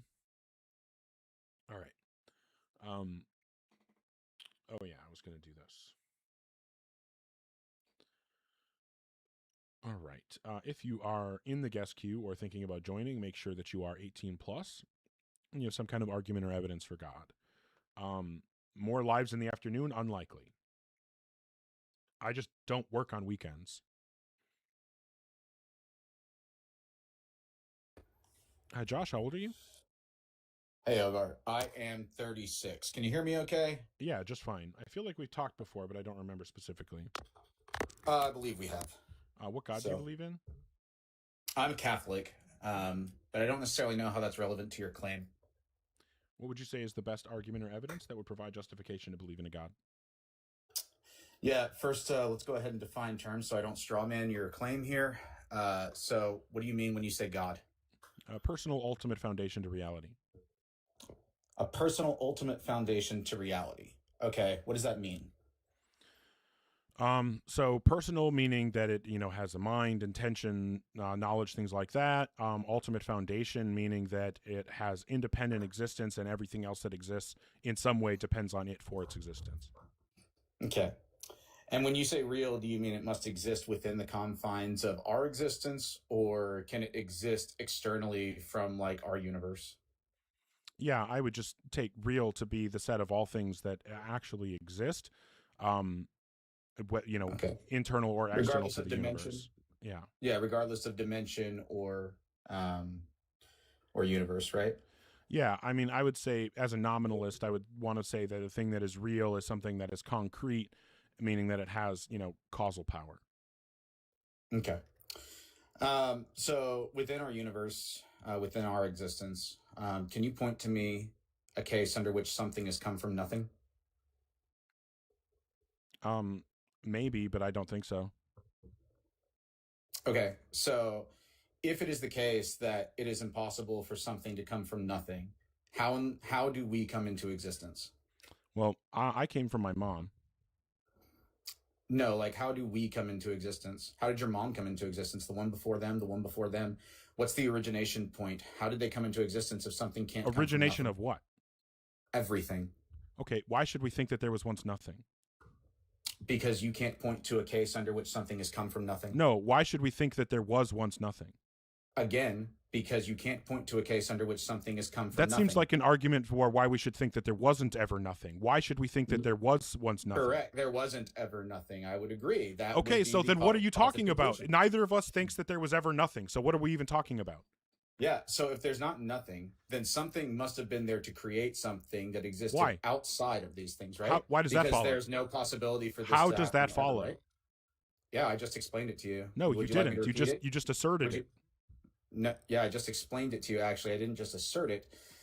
I walked you through with the Socratic method. You acknowledge that it's impossible, or at least you haven't recognized No, anything. just give me the Okay, so- demonstration I'm that. sorry, that Ogar, I'm in the middle of demonstrating yeah, it to you. no, and I need you we- to stop. I need you to hold on. What you're supposed You to need be me to doing. stop explaining it What to you you? need to be. What you need to do is explain to me how, on my view, I'm committed to saying there was once nothing. You already conceded to it. Nope.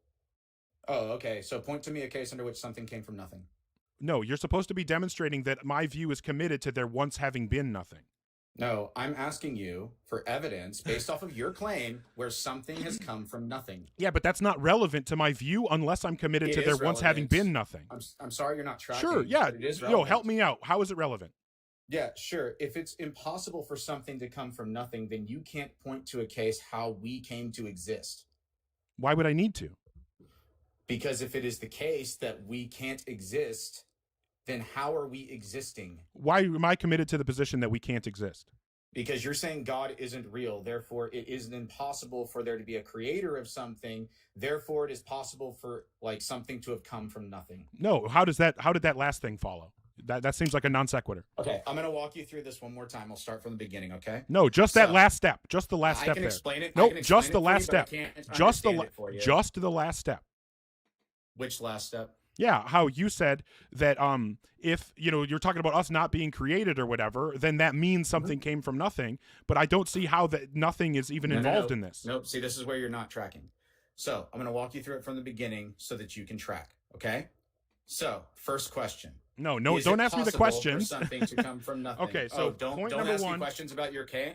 Something. That's crazy. No, you're supposed to be demonstrating how the inference follows. Yes, using the Socratic so something method. Are you can't familiar come with the from Socratic nothing. method? Okay, so we've got something can't come from nothing. What's after that?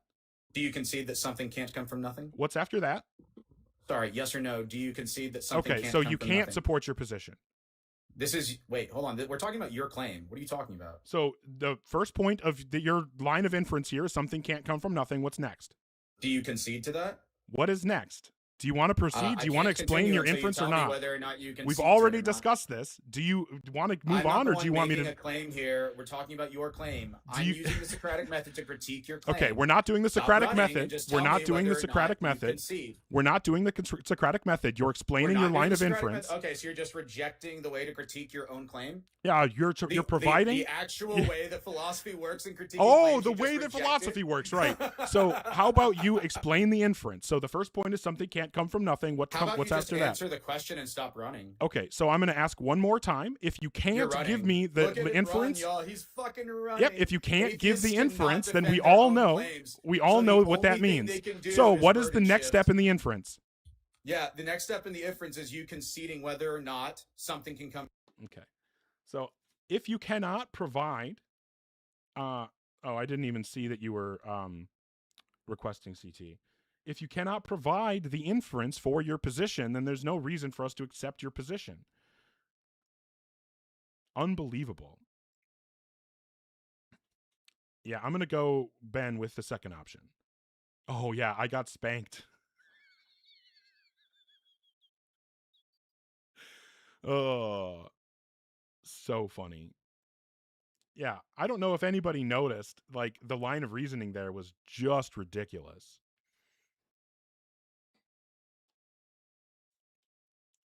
Oh, I forgot that he said he was a Catholic.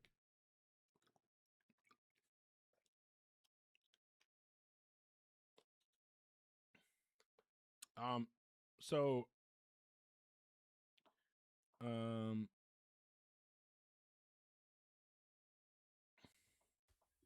what's up, CT? Can you hear me? Yeah. All right, there we go. Yeah. So the problem with his argumentation, even within the Catholic perspective, the argument that he presented was being presented via an alinear set of time, a theory of time, which I'm sure you're aware of. When even before A theory and B theory existed, if you look at the way that Thomas Aquinas describes, the causal chain, it was very in line with a B theory of time and how God eternally emanated reality. So even if the universe had a first moment, which is what Thomas Aquinas means by a beginning, it is also the case that the universe was always being eternally created from God. So it had a beginning in one sense and eternally existed in the second sense. So by appealing to, there had to have been nothing, is, if there is no God, is a non sequitur, because the question is, from the atheist perspective that the Catholic has to answer is, why does the universe not satisfy its own necessary existence or its own eternality? And that's why I tried the approach of dependency, and that's what Aquinas actually was getting at, not this causal chain that he was getting at. Yeah, well, I think, he wants to say that he was just critiquing what he thinks my position is. The problem is he doesn't know what my position is and is just assuming that my position must include the universe having come from nothing. But yeah, I mean, in the same way that your position is that God is eternally emanating the universe, and therefore, I think, if you correct me if I'm wrong, but I believe that your position is that there wasn't a state of existence where the universe didn't exist, right? Like I would still say that the universe had a first moment, and that's what's meant from in the beginning. Yeah. To make clear that this is not infinite time or infinite eternal past.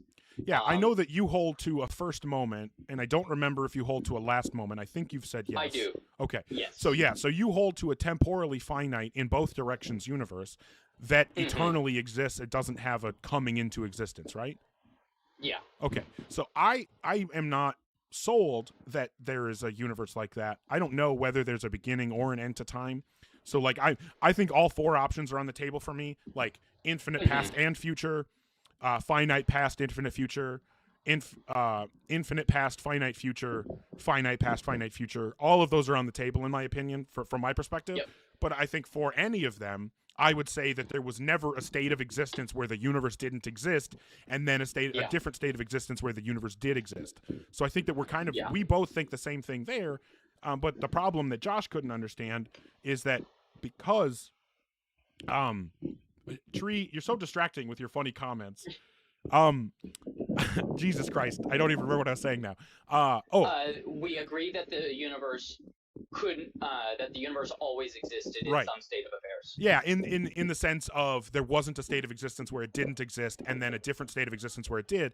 So from my perspective, I have no reason, even if I commit myself to a first and last moment like you do, I still don't see why I would have any reason to think that there was once a not universe and then a universe, because that just seems to me like we're appealing to a sequence of events, which means that there's time, which means that the structure that time relies on exists, which means the universe exists, as far as I can tell. Yeah. And there's a reason Aquinas uses emanate, because he even talks about God creating from nothing in a very different way than how most people talk about it, where nothing existed, then God created from that nothing. Like he talks about it in a very different way. So creation ex nihilo is not even what most people think within the Catholic faith and within the Thomistic tradition. Yeah. To respond to NPC Real, who's asking for CT and I to debate, here's what's going to happen. There's two paths that CT and I debating can go. One is I get mad because I feel like, because as I have told CT to his face, and I'll say it again, I think that he's a little bit slippery. I think it comes with the territory with classical theism. I think there's a slipperiness to that position. And I think that I'm going to get mad because of that, or the other option is that we end up drilling down into some obscure, hyper-specific technical feature of some semantic thing, and then that's where the debate happens. You know what I mean? Like, I think the last time that we tried, we ended up just on this like predication thing, and it's like, oh, can you predicate this, and what if you predicate in that way? And it's like, okay, cool, so now the whole debate is just on like the nature of predication. Sick. or even you saying that I was a secret atheist because my understanding definition of God is not how most people understand it. Well, hold on there. I don't do that to me. I just said, if we agreed to the way I want to define these terms, what you're talking about wouldn't qualify as a God. That was never me saying you're not allowed to define the terms the way that you are. Just saying, under this conception, this would be the conclusion, or under this like semantic framework. Are you reading Witty with us? No, because of what I've been having to do since the career change. Yeah, I no haven't been problem. able to read as much. Yeah, no problem. As I used to. I just would be interested in hearing, like, because we did the first one with the first section, and he's talking about language games and stuff. And I just think that I don't know. I feel like you would have interesting takes on that. Yeah, Tree, exactly. Witty Club. Everybody should not only should you all join my Discord and go subscribe to me on YouTube, you should also go join the allegedly Ian Discord and join the book club. The book club. There's like what? How many are there? There's 3 going right now, 4 going right now, because I know that there's on Virtue there's Ethics. Yeah, on Virtue Ethics, the Feminist book club. Feminist, and then the one you just said, the Whittigan. Yeah, the Wittgenstein philosophical investigations we're reading. Yeah. But yeah, it's a good time. Okay, well, I'm gonna go see a movie here in a little while with a friend of mine, so I'm probably gonna call. I think a little bit of lesson on we call these CT times like lessons on epistemic humility. Because like I just feel like a lot of times when you come up, it's you just being like, hey Theus, I know that we really want to get to God, but we probably need to stop saying some of this stuff, and I think that we should approach it more this way. And I just feel like that's the like I don't know, I have this image of you in my head as this kind of like professor figure telling Theus like, have a little bit more epistemic humility and this will go a lot better for you. Yeah, what was it? I've had 2 comparisons. Someone said that I was like Catholic M's. You know, how he comes up whenever there's Muslims making bad arguments. And then someone also said I'm like the evil Justin. That's hilarious. The only reason I wouldn't call you the Catholic M's is because M's is a former Muslim and you're still a Catholic. Yeah, and Otherwise, I would say that's pretty close. But anyway, I do appreciate you doing your best to add clarity to these discussions, because I think a lot of times I try to do that, but I don't know that I'm always successful. So having a little bit of assistance there isn't a bad thing. Yep, absolutely. Well, I appreciate you. You have a good rest of your weekend and everything. You too. Cool. So I am going to go ahead and call the stream. Russell just now finally showed up after like, I don't know, fucking an hour when he said he was going to be 5 minutes. So I don't have time to get into a semantic dispute with Russell before going to hang out with my friend. So I appreciate you all. Thank you, everybody. Oh, shit. Thank you, Bradley Cooper, Drew Fetz. Thank you so much. Lupine, Just K, Earl of Willoughby, Sebastian, Zoe Music, Serial, Velo, Cake Against the Machine. I love that name. Prettiest Femme, Lupine, Kimchi, 24 Karat. Everybody, thank you so much for the support. Thanks for being here. The likes, the shares, all that. Remember that tomorrow is not guaranteed, right? So you don't want to miss out on opportunities to let your family and friends know how much they mean to you. So take every one of those opportunities now. Also, it looks like maybe is nobody live right now? Okay. Oh, everybody go watch Probably Just Text Prediction. Search up Probably Just Text Prediction. Go watch his stream.